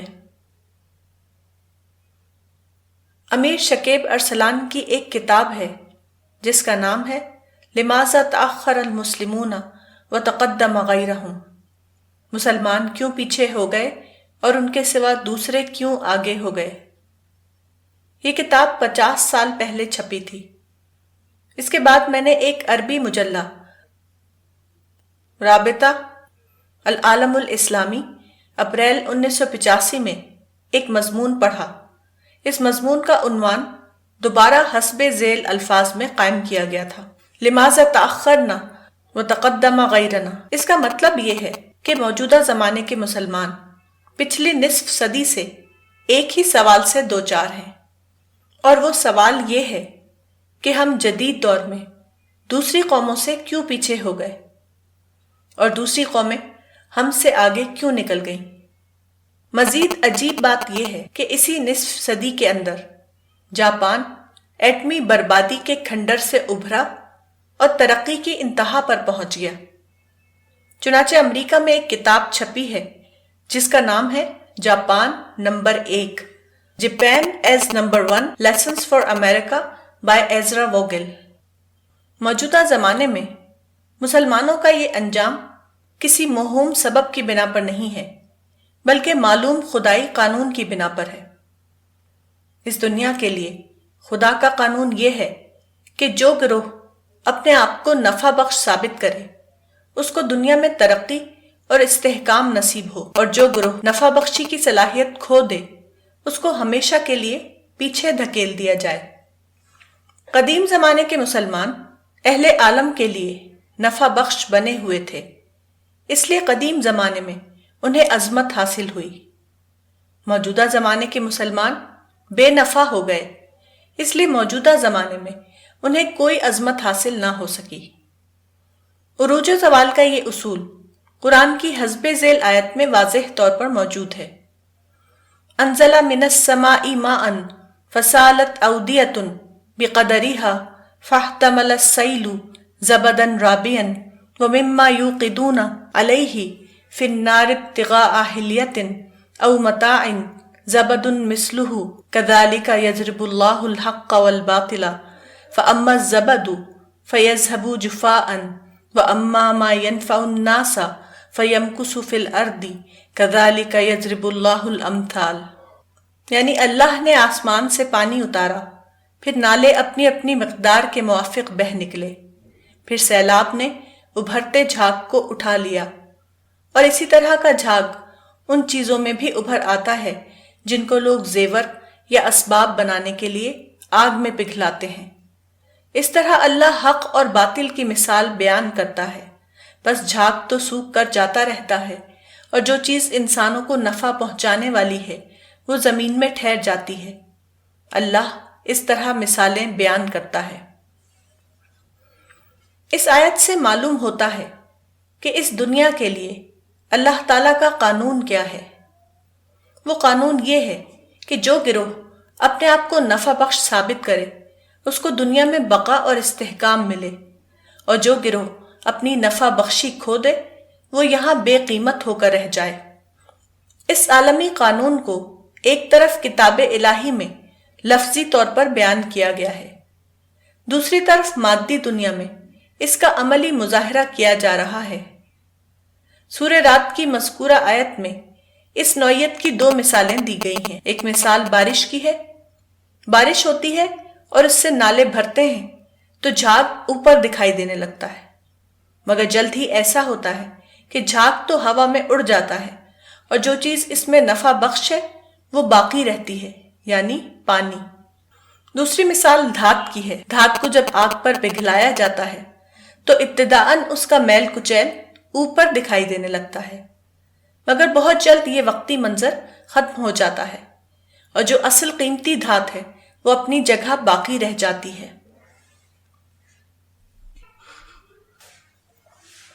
دور اول کی مثال۔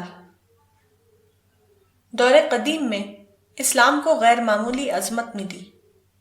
یہ ایک تاریخی حقیقت ہے جس سے انکار نہیں کیا جا سکتا۔ تقریباً 1000 سال تک اسلام کو آباد دنیا کے قائد کی حیثیت حاصل رہی ہے۔ اسلام کو یہ عظیم حیثیت اتفاقاً نہیں ملی اور نہ مطالبات کے ذریعے اس کو یہ حیثیت حاصل ہوئی۔ اس کی وجہ قدرت کا وہی ابدی قانون تھا جس کا اوپر ذکر ہوا، یعنی نفع بخشی اور فیض رسانی۔ دنیا کو اسلام سے جو کچھ ملا اس کے بہت سے پہلو ہیں۔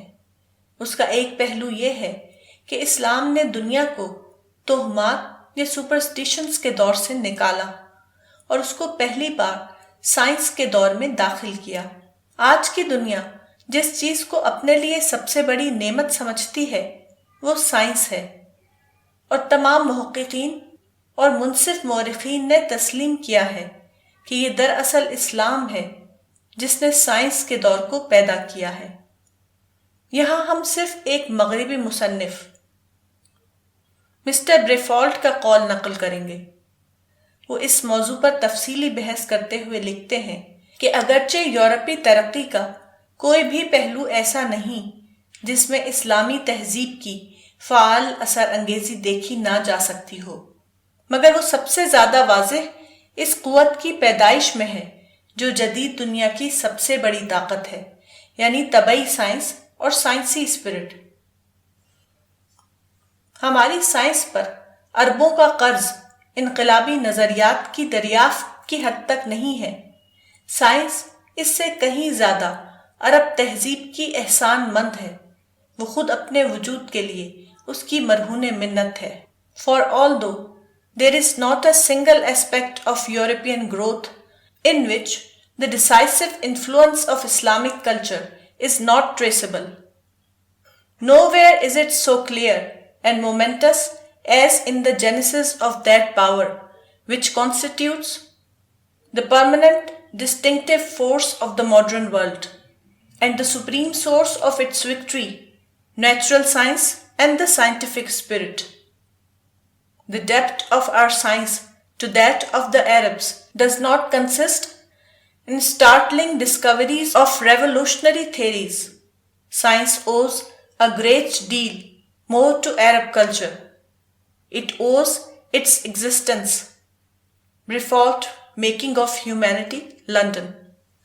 یہ ایک معلوم تاریخی حقیقت ہے کہ قدیم زمانے میں تمام دنیا میں شرک کا غلبہ تھا۔ تمام قومیں بے شمار دیوتاؤں کو پوجتی ہیں۔ ہندوستانی روایات کے مطابق ان کی تعداد 33 کروڑ تک پہنچ گئی تھی۔ انسائکلوپیڈیا بریٹینیکا 1984 میں تعدد آلہہ کے عنوان کے تحت بتایا گیا ہے کہ مذاہب میں عمومی طور پر یہ بات پائی گئی ہے کہ فطرت کی طاقتوں اور فطرت کے مظاہر کو خدا مان لیا جاتا ہے۔ نہایت آسانی کے ساتھ ان کو 3 قسموں میں بانٹا جا سکتا ہے: آسمانی، فضائی اور زمینی۔ یہی تقسیم بجائے خود ہند آریائی مذہب میں تسلیم کی گئی ہے۔ چنانچہ سورج ان کے ہاں آسمانی خدا ہے، اندر فضائی خدا ہے جو طوفان، بارش اور جنگ لانے والا ہے، اگنی آگ کا دیوتا زمینی واقعات کا سبب ہے۔ A widespread phenomena in religions is the identification of natural forces and objects as divinities. It is convenient to classify them as celestial, atmospheric, and earthly.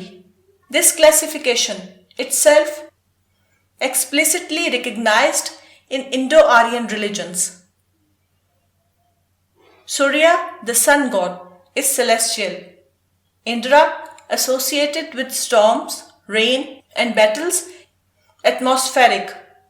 And Agni, the fire god, operates primarily at the earthly level. اسلام سے پہلے انسان کا حال یہ تھا کہ وہ ہر چیز کو پوجتا تھا۔ وہ سورج اور چاند سے لے کر دریا اور پہاڑ تک ہر چیز کے آگے جھکتا تھا۔ درختوں میں اس نے درخت خدا یا پلانٹ ڈیٹیز اور جانوروں میں اس نے جانور خدا یا اینیمل ڈیٹیز بنا رکھے تھے۔ دنیا کی تمام چیزیں معبود بنی ہوئی تھیں اور انسان ان کا عبادت گزار۔ اس طرح انسان نے اپنی عظمت کھو دی تھی۔ اسلام کے ذریعے تاریخ میں جو انقلاب آیا، اس نے پہلی بار انسان کو اس کی عظمت عطا کی۔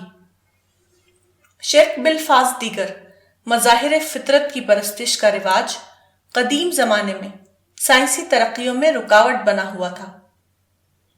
انسان فطرت کے مظاہر کو معبود سمجھ کر انہیں تقدس کی نظر سے دیکھتا تھا، اس لیے اس کے اندر یہ جذبہ ہی پیدا نہیں ہوتا تھا کہ وہ ان مظاہر کی تحقیق کرے اور ان کو اپنے فائدے کے لیے استعمال کرے۔ فطرت کے مظاہر جب پرستش کا موضوع بنے ہوئے ہوں تو اسی وقت وہ تحقیق کا موضوع نہیں بن سکتے۔ یہ بنیادی سبب تھا جو طبعی سائنس کا دور شروع ہونے میں رکاوٹ بنا ہوا تھا۔ اسلام نے تاریخ میں پہلی بار اس سبب کو ختم کیا، اس لیے اسلام کے بعد تاریخ میں پہلی بار یہ ممکن ہوا کہ طبعی سائنس کا دور شروع ہوا اور بالآخر اس حد کو پہنچا جہاں آج ہم اس کو دیکھ رہے ہیں۔ آرنلڈ ٹوائنبی نے بجا طور پر لکھا ہے کہ یہ دراصل توحید یا مونودیزم کا عقیدہ ہے۔ مونودیزم کا عقیدہ ہے جس نے جدید سائنس اور صنعتی دور کو پیدا کیا،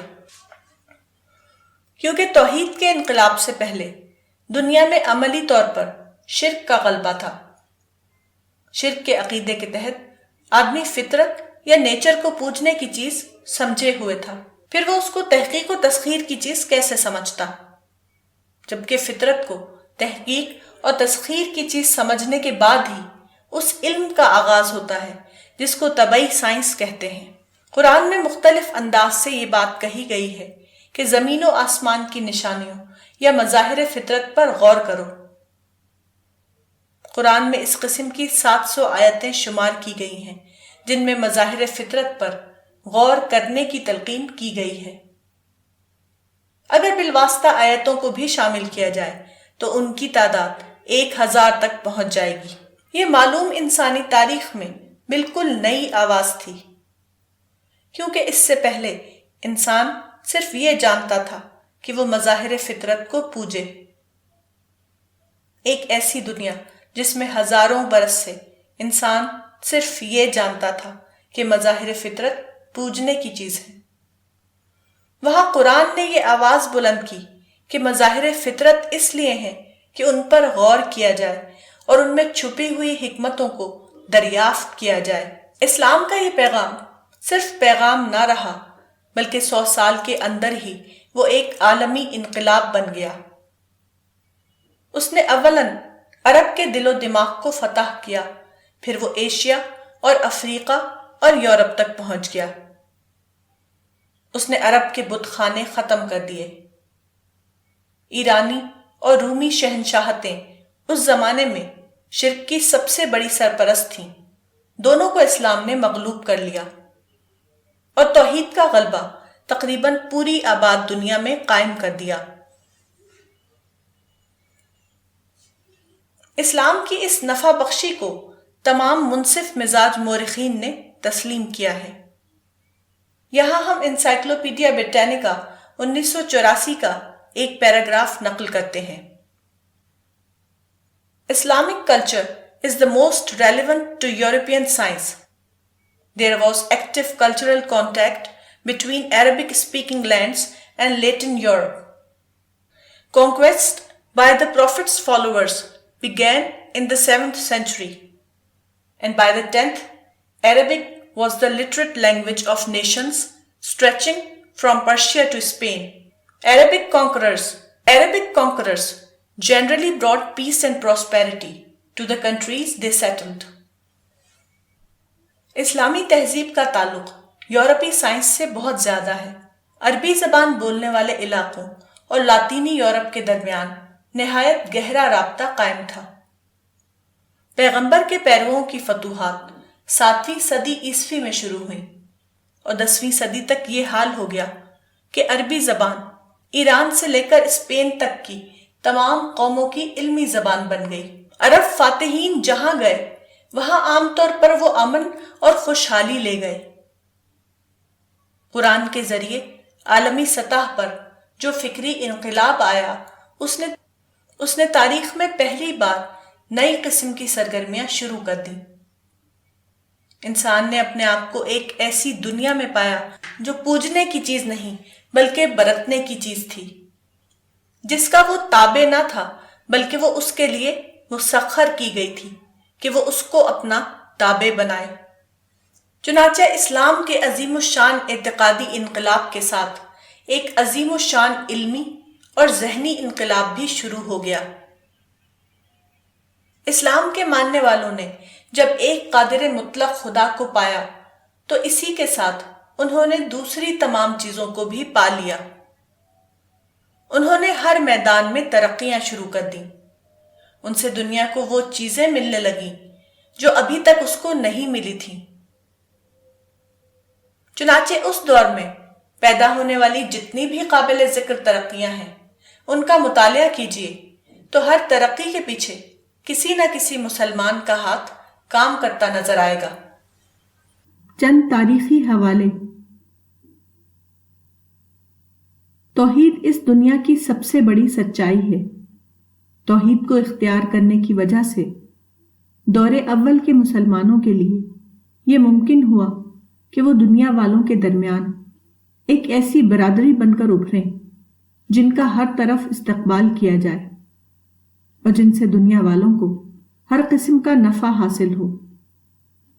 یہاں ہم اس سلسلے میں چند مثالیں درج کریں گے۔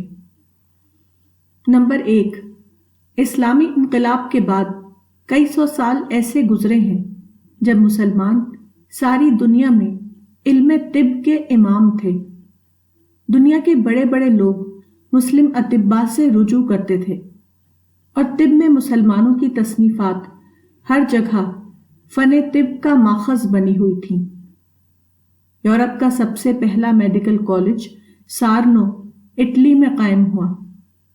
یہ میڈیکل کالج 11ویں صدی عیسوی میں قائم ہوا تھا۔ اس کا نصاب بڑی حد تک ان طبی کتابوں پر مشتمل تھا جو عربی زبان سے لاطینی زبان میں ترجمہ کی گئی تھیں۔ انسائکلوپیڈیا بریٹینیکا نے اس کے تذکرے کے ذیل میں لکھا ہے کہ یورپ میں 12ویں صدی نے عربی سے لاطینی میں کتابوں کے ترجمے کا ایک ہیروانہ پروگرام دیکھا۔ یہ بات بہت اہم ہے کہ یورپ کا ابتدائی طبی اسکول جو سیلرنو میں قائم ہوا اور دوسرا جو ماؤنٹ پیلیئر میں قائم ہوا، دونوں عربی اور یہودی ماخذوں سے بہت قریب تھے۔ The 12th century saw a heroic program of translation of works from Arabic to Latin. It is significant that the earliest medical school in Europe was at Salerno and that it was later rivaled by Montpellier, also close to Arabic and Jewish sources. Professor Hitti نے اس سلسلے میں مزید تفصیل بیان کرتے ہوئے لکھا ہے کہ الزہراوی کی کتاب التصریف لمن عجز عن التالیف کا سرجری سے متعلق حصہ گیرارڈ آف کریمونا نے عربی سے لاطینی میں ترجمہ کیا۔ یورپ میں اس کے مختلف ایڈیشن چھپے۔ وینس میں 1497 میں، بیسل میں 1541 میں، آکسفورڈ میں 1778 میں۔ یہ ترجمہ صدیوں تک سیلرنو اور ماؤنٹ پیلیئر اور دوسرے یورپی طبی اداروں میں نصاب تعلیم کا جز بنا رہا۔ This surgical part was translated into Latin by Gerard of Cremona and various editions were published at Venice 1497, at Basel in 1541 and at Oxford in 1778. It held its place for centuries as the manual of surgery in Salerno, Montpellier and other early schools of medicine. آج آپ جدید طرز کے کسی ہسپتال یا کسی medical college میں داخل ہوں تو وہاں کی ہر چیز آپ کو مغربی تہذیب کا عطیہ نظر آئے گی، مگر چند سو سال پہلے یہ حال تھا کہ آپ وقت کے کسی معیاری اسپتال یا کسی میڈیکل کالج میں داخل ہوں تو وہاں کی ہر چیز اسلامی تہذیب کا عطیہ نظر آتی تھی۔ یہ ہے وہ بنیادی فرق جو مسلمانوں کے ماضی اور ان کے حال میں پیدا ہو گیا ہے۔ نمبر 2، جغرافیہ ایک بے حد اہم سائنس ہے۔ اس کا تعلق زندگی کے بے شمار شعبوں سے ہے۔ دور اول کے مسلمانوں نے اس فن میں بھی کمال پیدا کیا۔ مثال کے طور پر الادریسی اپنے زمانے میں دنیا کا سب سے بڑا جغرافی عالم تھا۔ پروفیسر فلپ ہٹی نے اس کی بابت حسب ذیل الفاظ لکھے ہیں: The most distinguished geographer of the Middle Ages، یعنی قرون وسطیٰ کا سب سے زیادہ ممتاز جغرافیہ داں۔ الادریسی کے زمانے میں راجر دوم سسلی کا بادشاہ تھا۔ اس کو ایک جغرافی نقشے کی ضرورت ہوئی تو اس کو یہ نقشہ جس نے بنا کر دیا وہ یہی الادریسی تھا۔ فلپ ہٹی نے مزید لکھا ہے: the most brilliant geographical author and cartographer of the 12th century. Indeed, of all medieval time was Al-Idrisi, a descendant of a Spanish Arab family who got his education in Spain. 12वीं सदी ईस्वी का सबसे ज़्यादा बाकमाल geography मुसन्निफ और नक्शा नवीस, बल्कि पूरे कुरून वस्ता का सबसे बड़ा जोग्राफी आलिम बिलाशुबा अल-इदरीसी था। वह स्पेन के एक आला अरब ख़ानदान में पैदा हुआ और उसकी तालीम स्पेन में हुई।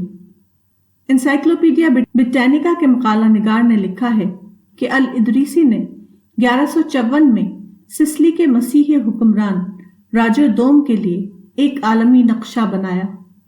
उसमें एशियाई इलाकों की ज़्यादा बेहतर मालूमात दी गई थी जो उस वक्त तक अभी इंसान को हासिल नहीं हुई थी।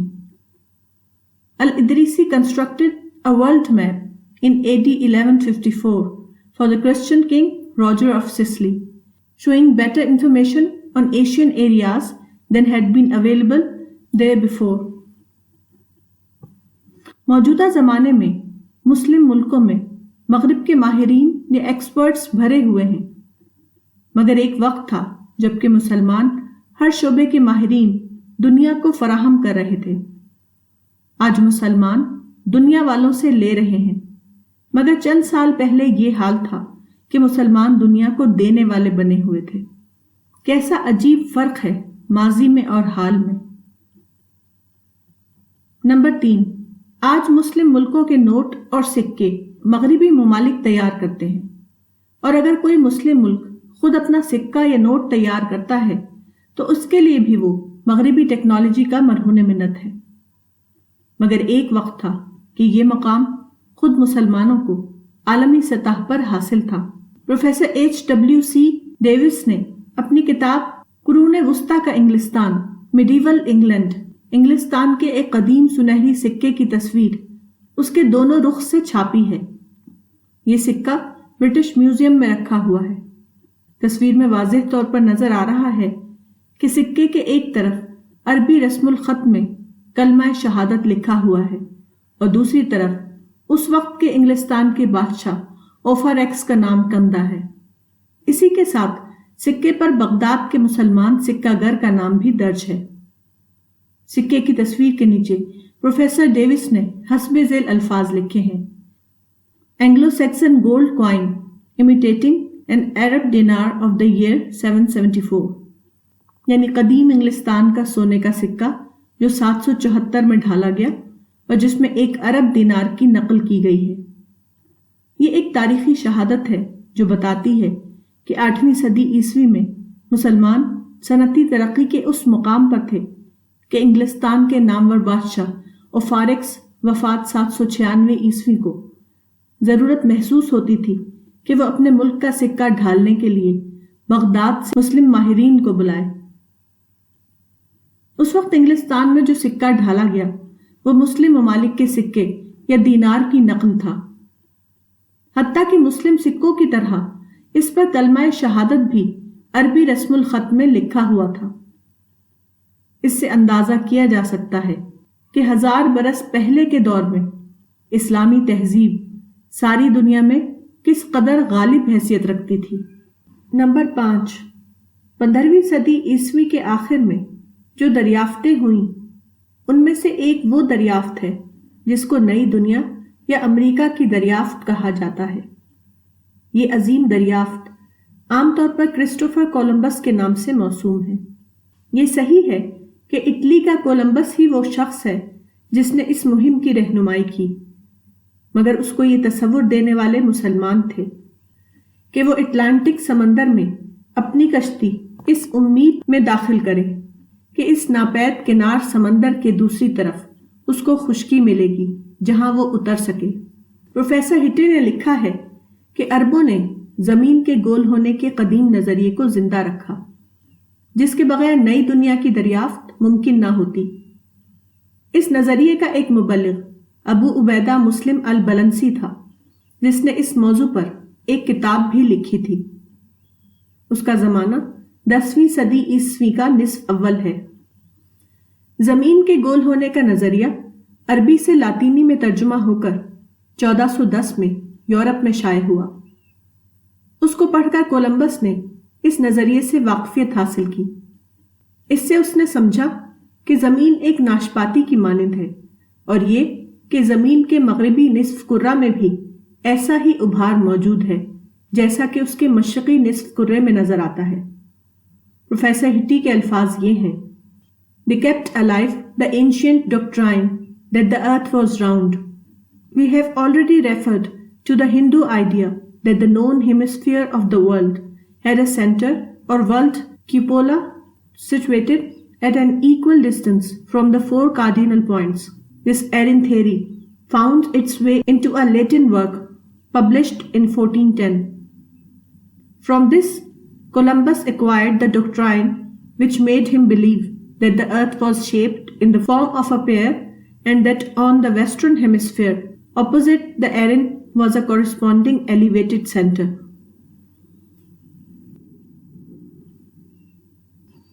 ہمیں کیا کرنا ہے؟ اب سوال یہ ہے کہ ہمیں کیا کرنا ہے؟ ماضی میں بلا شبہ مسلمانوں نے بہت بڑی بڑی سائنسی خدمات انجام دی تھی، مگر موجودہ زمانے میں مسلمان سائنس اور صنعت کے میدان میں تمام قوموں سے پیچھے ہو گئے ہیں۔ آج وہ اس حیثیت میں نہیں ہیں کہ خالص سائنسی اور صنعتی اعتبار سے اہل دنیا کے لیے نفع بخش بن سکیں۔ موجودہ زمانے کے مسلمانوں کا حال یہ ہے کہ وہ ابھی تک صنعتی دور یا انڈسٹریل ایج میں بھی داخل نہیں ہوئے، جبکہ بقیہ دنیا ایلون ٹافلر کے الفاظ میں مافوق صنعتی دور یا سپر انڈسٹریل ایج میں داخل ہو گئی ہے۔ Alvin Toffler, future shock, New York. مگر امت مسلمہ محفوظ آسمانی کتاب کی حامل ہے، اس نسبت سے وہ خود بھی ایک محفوظ امت ہے۔ اس محفوظیت کا ایک پہلو یہ بھی ہے کہ جہاں مواقع بظاہر ختم ہو جائیں وہاں بھی اس کے لیے ایک نیا موقع موجود رہتا ہے۔ خدا نے انسانیت کے لیے عام طور پر اور امت مسلمہ کے لیے خاص طور پر یہ فیصلہ کر دیا ہے کہ ہر ڈس ایڈوانٹیج کے ساتھ اس کے لیے ایک ایڈوانٹیج ہمیشہ موجود رہے۔ یہی وہ ابدی حقیقت ہے جو قرآن میں ان الفاظ میں بیان کی گئی ہے، فَإِنَّ مَعَ الْعُسْرِ يُسْرًا إِنَّ مَعَ الْعُسْرِ يُسْرًا، یعنی پس مشکل کے ساتھ آسانی ہے، بے شک مشکل کے ساتھ آسانی ہے۔ اللہ تعالیٰ کی یہ سنت موجودہ زمانے میں پوری طرح ظاہر ہو چکی ہے۔ سائنس اپنی ترقیوں کی انتہا پر پہنچ کر ایک ایسے سنگین مسئلے سے دوچار ہے جس کا خود اس کے پاس کوئی حل نہیں۔ نہ سائنسی طبقے سے باہر کوئی ایسا گروہ موجود ہے جو اس مسئلے کا حل اسے دے سکے۔ یہ صرف مسلمان ہیں جو محفوظ آسمانی کتاب کے حامل ہونے کی وجہ سے اس پوزیشن میں ہیں کہ سائنسی طبقے کو نیز پوری انسانیت کو اس مسئلے کے حل کا تحفہ پیش کر سکیں۔ اس معاملے کی نوعیت سمجھنے کے لیے یہاں میں انسائکلوپیڈیا بریٹینیکا کا ایک پیراگراف نقل کروں گا۔ اس کے تاریخ سائنس یا ہسٹری آف سائنس کے مقالہ نگار نے اس سلسلے میں لکھا ہے: Until recently, the history of science was a story of success. The triumphs of science represented a cumulative process of increasing knowledge and a sequence of victories over ignorance and superstition. And from science flowed a stream of inventions for the improvement of human life. The recent realization of deep moral problems within science of external forces and constraints on its development and of dangers in uncontrolled technological change has challenged historians to a critical reassessment of this earlier simple faith. ابھی حال تک science کی تاریخ کامیابیوں کی کہانی تھی۔ Science کی فتوحات میں یہ شمار ہوتا تھا کہ اس نے انسانی معلومات میں اضافہ کیا ہے اور جہالت اور توہم پرستی پر فتح حاصل کی ہے۔ سائنس سے ایجادات کا ایک سیلاب نکلا ہے جس نے انسانی زندگی کو بہتر بنایا ہے، مگر حال میں یہ حقیقت سامنے آئی ہے کہ سائنس گہرے اخلاقی سوالات سے دوچار ہے۔ بے قید ٹیکنالوجی کے خطرات کی وجہ سے اس کی ترقی پر روک لگانے کی باتیں کی جا رہی ہیں۔ یہ صورتحال مورخین کو چیلنج کر رہی ہے کہ وہ ان خیالات کا دوبارہ تنقیدی جائزہ لیں جو ابتدا میں سادہ طور پر قائم کر لیے گئے تھے۔ جدید دنیا کا یہی وہ خلا ہے جہاں مسلمان اپنے نفع بخش ہونے کا ثبوت دے سکتے ہیں اور اس طرح دوبارہ اپنے لیے سرفرازی کا وہ مقام حاصل کر سکتے ہیں جو انہوں نے دنیا میں کھو دیا ہے۔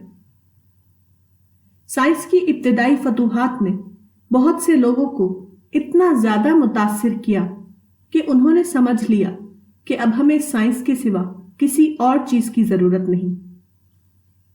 سائنس ہماری تمام ضرورتوں کے لیے کافی ہے۔ اس سلسلے میں بے شمار کتابیں لکھی گئیں۔ جولین ہکسلے نے اس نقطۂ نظر کی نمائندگی کرتے ہوئے ایک کتاب شائع کی تھی جس کا نام تھا انسان تنہا کھڑا ہوتا ہے، مین اسٹینڈز الون۔ اس کے جواب میں کریسی موریسن نے ایک کتاب شائع کی جس کا نام بامعنی طور پر یہ تھا، انسان تنہا کھڑا نہیں ہو سکتا، man does not stand alone. 20ویں صدی کے نصف اول تک انسان کا یہ دعویٰ تھا کہ اس کی سائنس اس کے لیے کافی ہے، مگر اسی صدی کے نصف ثانی میں انسان کو اپنی رائے سے رجوع کرنا پڑا۔ اس سے پہلے جو بات کریسی موریسن جیسے چند مستثنی افراد کہتے تھے اب وہ عام طور پر لوگوں کی زبانوں سے کہی جا رہی ہے۔ یہی وہ حقیقت ہے جس کا اعتراف انسائکلوپیڈیا بریٹانیکا کے مذکورہ اقتباس میں کیا گیا ہے۔ جدید انسان کی ذہنی حالت کیا ہے؟ اس کا ایک نمونہ لارڈ برٹرینڈ رسل 1872 تا 1970 ہے۔ وہ انگلینڈ کے ایک دولت مند خاندان میں پیدا ہوا۔ اس نے اعلیٰ ترین تعلیم حاصل کی۔ اس کو نوبیل انعام ملا جو آج کی دنیا میں سب سے بڑا علمی اعزاز سمجھا جاتا ہے۔ اس نے مذہب کو چھوڑ دیا اور مادی سائنس میں سکون تلاش کرنے کی کوشش کی، مگر بھرپور عمر گزارنے کے باوجود اس کو وہ چیز نہیں ملی جس کو سکون کہا جاتا ہے۔ برٹرینڈ رسل کی طویل خود نوشت سوانح عمری کے آخر میں ہم اس کے ہاتھ سے یہ الفاظ لکھے ہوئے پاتے ہیں، The inner failure has made my mental life a perpetual battle۔ اندرونی ناکامی نے میری ذہنی زندگی کو ایک مستقل جنگ میں مبتلا رکھا۔ گیلیلیو اور سائنس۔ آپ سائنس کی تاریخ کی کسی کتاب میں گیلیلیو کا باب کھول کر دیکھیں تو وہاں آپ کو اس قسم کے الفاظ لکھے ہوئے ملیں گے کہ گیلیلیو نے مشاہدہ اور تجربہ اور ریاضی کو جس طرح استعمال کیا اس نے جدید سائنس کی بنیاد رکھنے میں مدد دی۔ His use of observation, experiment and mathematics helped lay foundation of modern science۔ Galileo کا خاص کارنامہ کیا ہے؟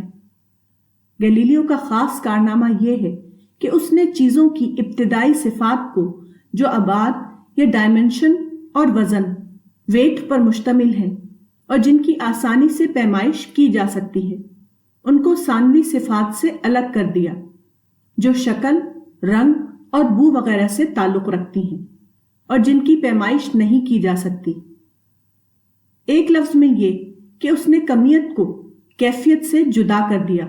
گیلیلیو کے اس فعل نے اس بات کو ممکن بنا دیا کہ آدمی میٹر کو استعمال کر سکے بغیر اس کے کہ اس نے میٹر کے بارے میں ضروری معلومات حاصل کی ہوں۔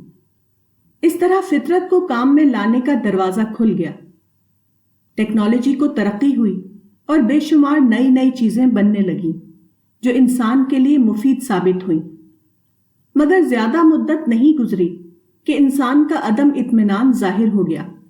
اس طرح فطرت کو کام میں لانے کا دروازہ کھل گیا، ٹیکنالوجی کو ترقی ہوئی اور بے شمار نئی نئی چیزیں بننے لگیں جو انسان کے لیے مفید ثابت ہوئیں، مگر زیادہ مدت نہیں گزری کہ انسان کا عدم اطمینان ظاہر ہو گیا۔ معلوم ہوا کہ اس معاملے میں سائنسدان یا انجینئر کا معاملہ اس جاہل بڑھئی سے کچھ بھی مختلف نہیں جو لکڑی کو کاٹ کر فرنیچر بناتا ہے، اگرچہ وہ لکڑی کی کیمسٹری کے بارے میں کچھ نہیں جانتا۔ بعد کی تحقیقات نے بتایا کہ گیلیلیو نے چیزوں کے جس ظاہری پہلو کو الگ کر کے اس کو سائنس کے مطالعے کا موضوع بنایا تھا، اس کے بارے میں بھی انسان کی معلومات حد درجے ناقص ہیں۔ انسان نہ صرف پھول کی خوشبو سے بے خبر ہے، بلکہ پھول کی کیمسٹری بھی بہت کم اس کے علم میں آتی ہے۔ ایک چیز جس کو متمدن دنیا کا انسان 300 سال تک علم سمجھتا رہا، وہ بھی آخر کار بے علمی ثابت ہوا۔ برٹرینڈ رسل نے اپنی خود نوشت سوانح عمری میں لکھا ہے، As is natural when one is trying to ignore a profound cause of unhappiness, I found impersonal reasons for gloom. I had been very full of personal misery in the early years of the century.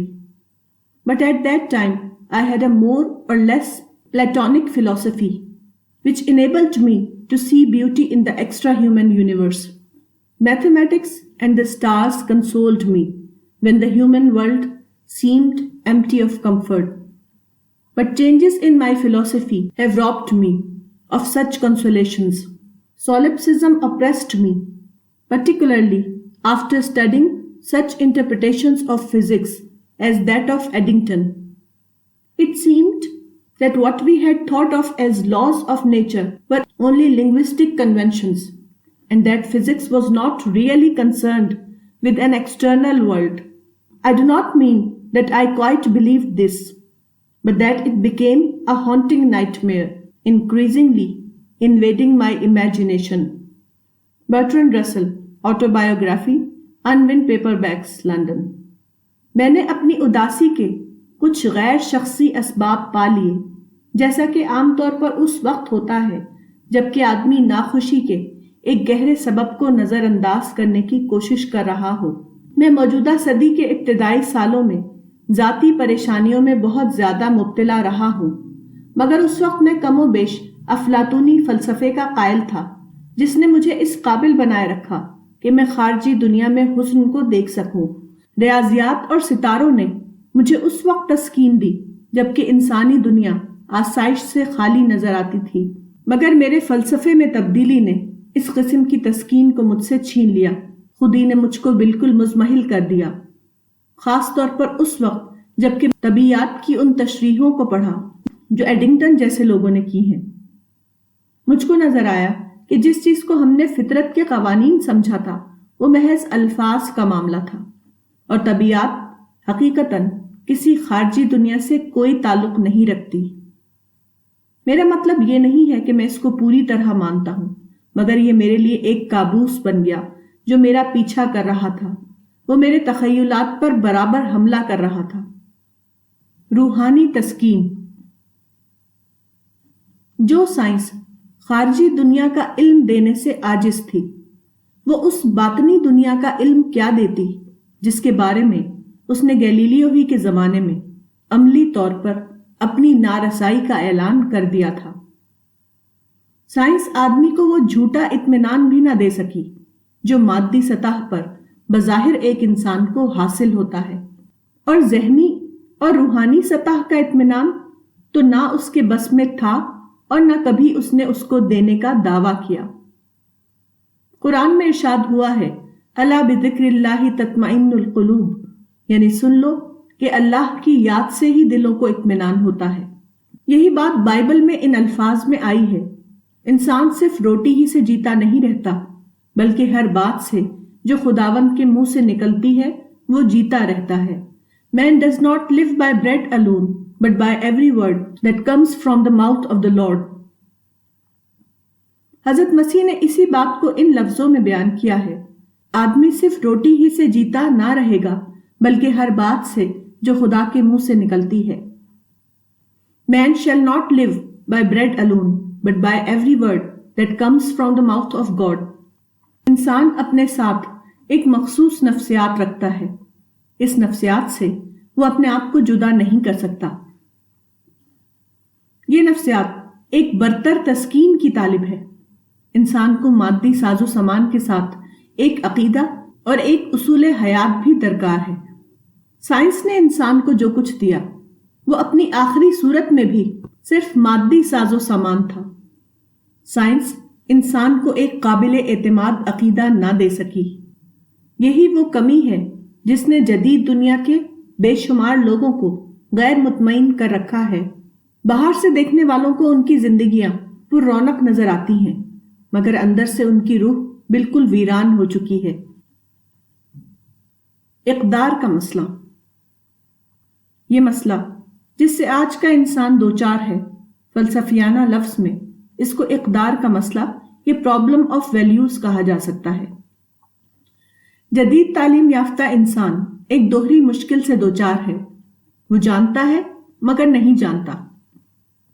معلومات کے ڈھیر کے درمیان وہ محسوس کرتا ہے کہ وہ کم سے کم اس پوزیشن میں ہوتا جا رہا ہے کہ یہ فیصلہ کر سکے کہ کیا اچھا ہے اور کیا برا۔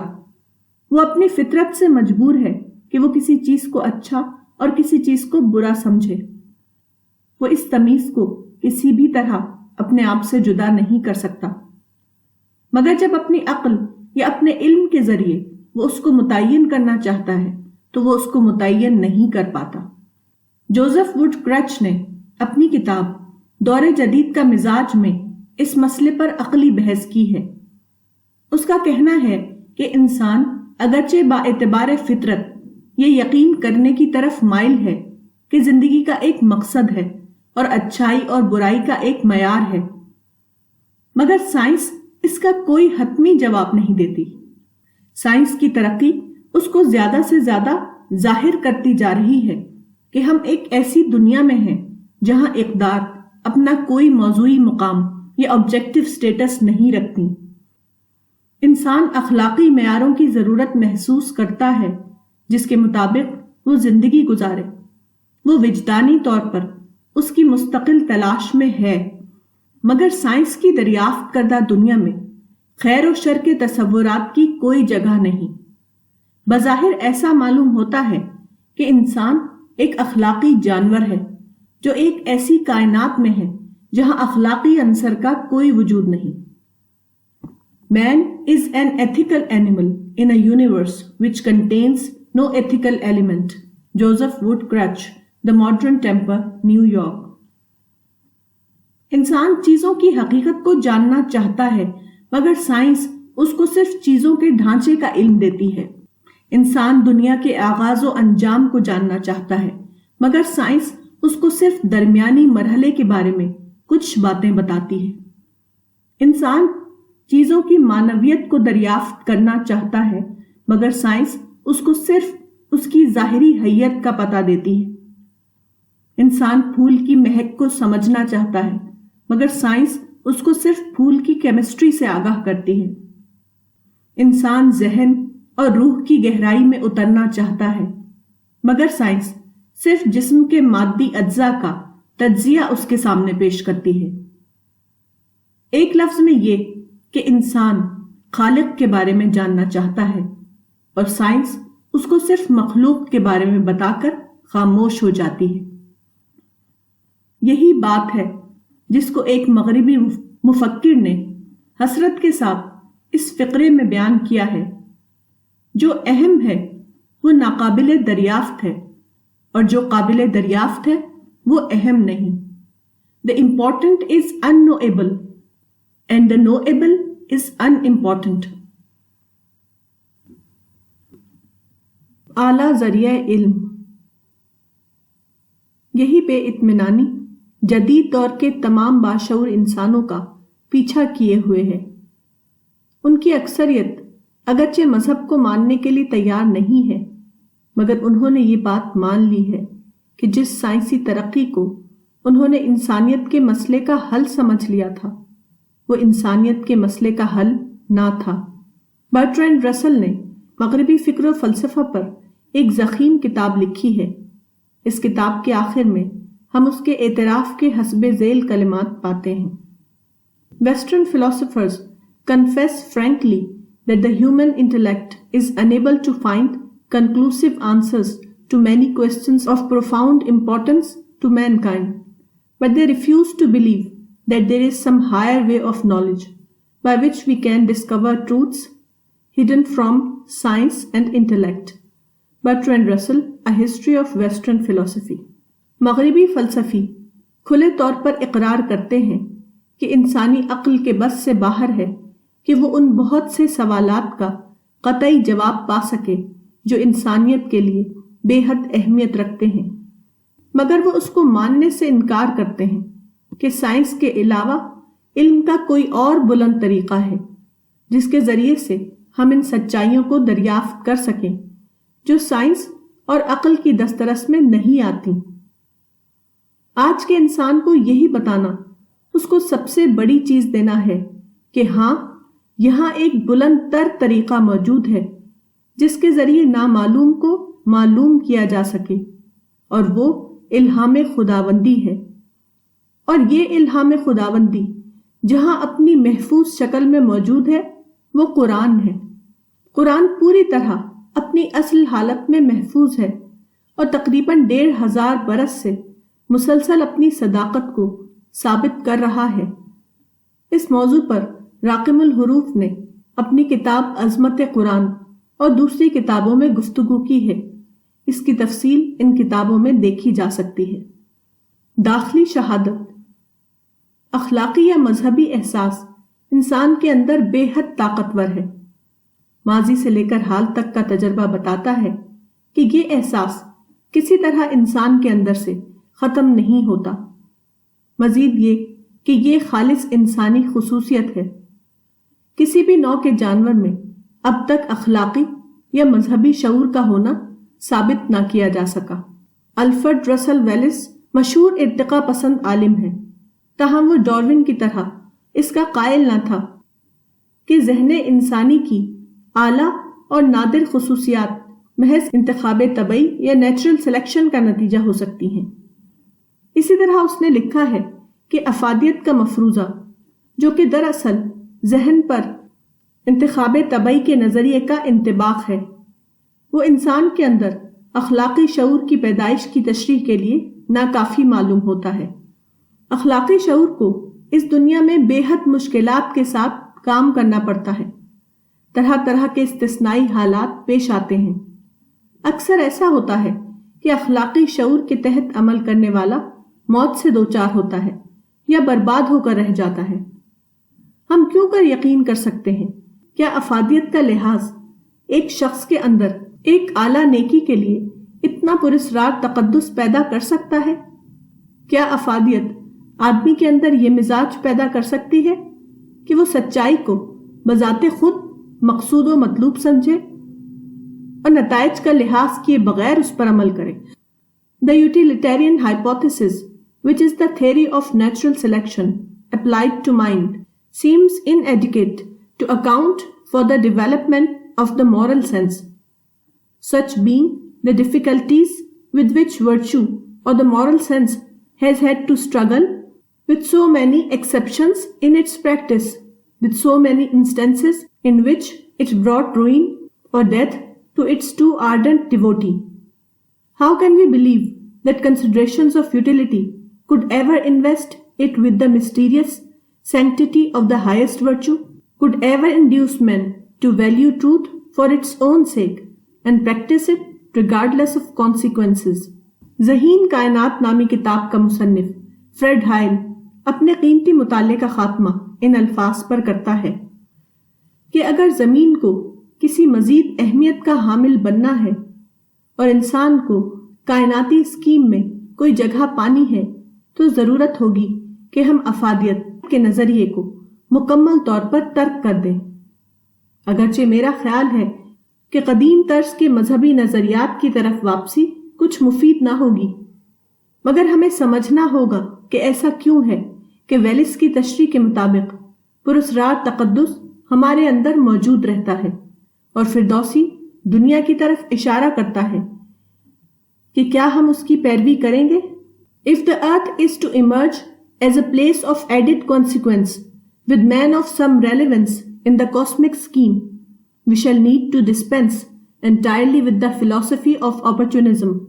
While it would be no advantage, I believe, to return to older religious concepts, we shall need to understand why it is that the mysterious sanctity described by Wallace persists within us, beckoning us Elysian fields if only we will follow. Fred Hoyle, The Intelligent Universe, Michael Joseph, London. حقیقت یہ ہے کہ مذہب انسان کی سرشت میں داخل ہے، وہ مذہب کے بغیر نہیں رہ سکتا۔ آج کا انسان بھی اتنا ہی زیادہ مذہب کا ضرورت مند ہے جتنا قدیم زمانے کا انسان تھا۔ مزید یہ کہ سائنس کی طرف سے مایوسی نے اس کو مزید شدت کے ساتھ مذہب کا مشتاق بنا دیا ہے۔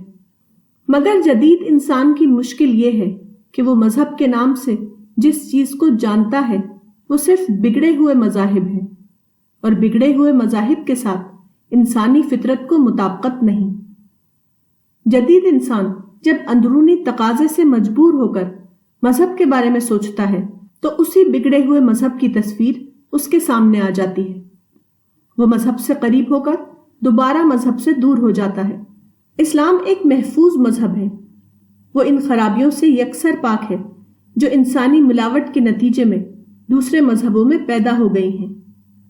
انسان کی فطرت جس مذہب کو تلاش کر رہی ہے وہ حقیقتاً اسلام ہی ہے، مگر مسلمانوں کا حال یہ ہے کہ وہ اسلام کو اپنے خود ساختہ جھگڑوں کا عنوان بنائے ہوئے ہیں۔ انہوں نے اسلام کو دنیا کے سامنے پیش ہی نہیں کیا، اور اگر پیش کیا تو بگڑی ہوئی خود ساختہ صورت میں۔ یہی وجہ ہے کہ لوگوں کو اسلام اور دوسرے مذہبوں میں بظاہر کوئی فرق نظر نہیں آتا۔ اسلام کو اگر اس کی اصل صورت میں آج کے انسان کے سامنے پیش کر دیا جائے تو وہ یقیناً اس کو اپنی طلب کا جواب پائے گا اور اس کی طرف دوڑ پڑے گا۔ مسلمان سائنس کے میدان میں دوسروں سے پچھڑ گئے ہیں، مگر عقیدہ یا نظریہ حیات کے معاملے میں وہ آج بھی دوسروں سے آگے ہیں۔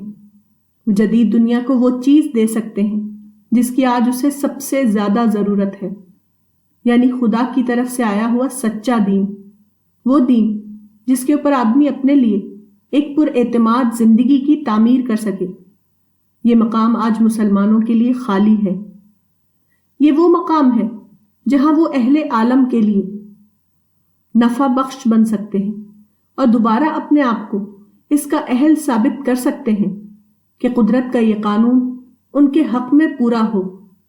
فَأَمَّا الزَّبَدُ فَيَذْهَبُ جُفَاءً وَأَمَّا مَا يَنْفَعُ النَّاسَ فَيَمْكُثُ فِي الْأَرْضِ، یعنی پس جھاگ تو سوکھ کر رہ جاتا ہے، اور جو چیز انسانوں کو نفع پہنچانے والی ہے وہ زمین میں ٹھہر جاتی ہے۔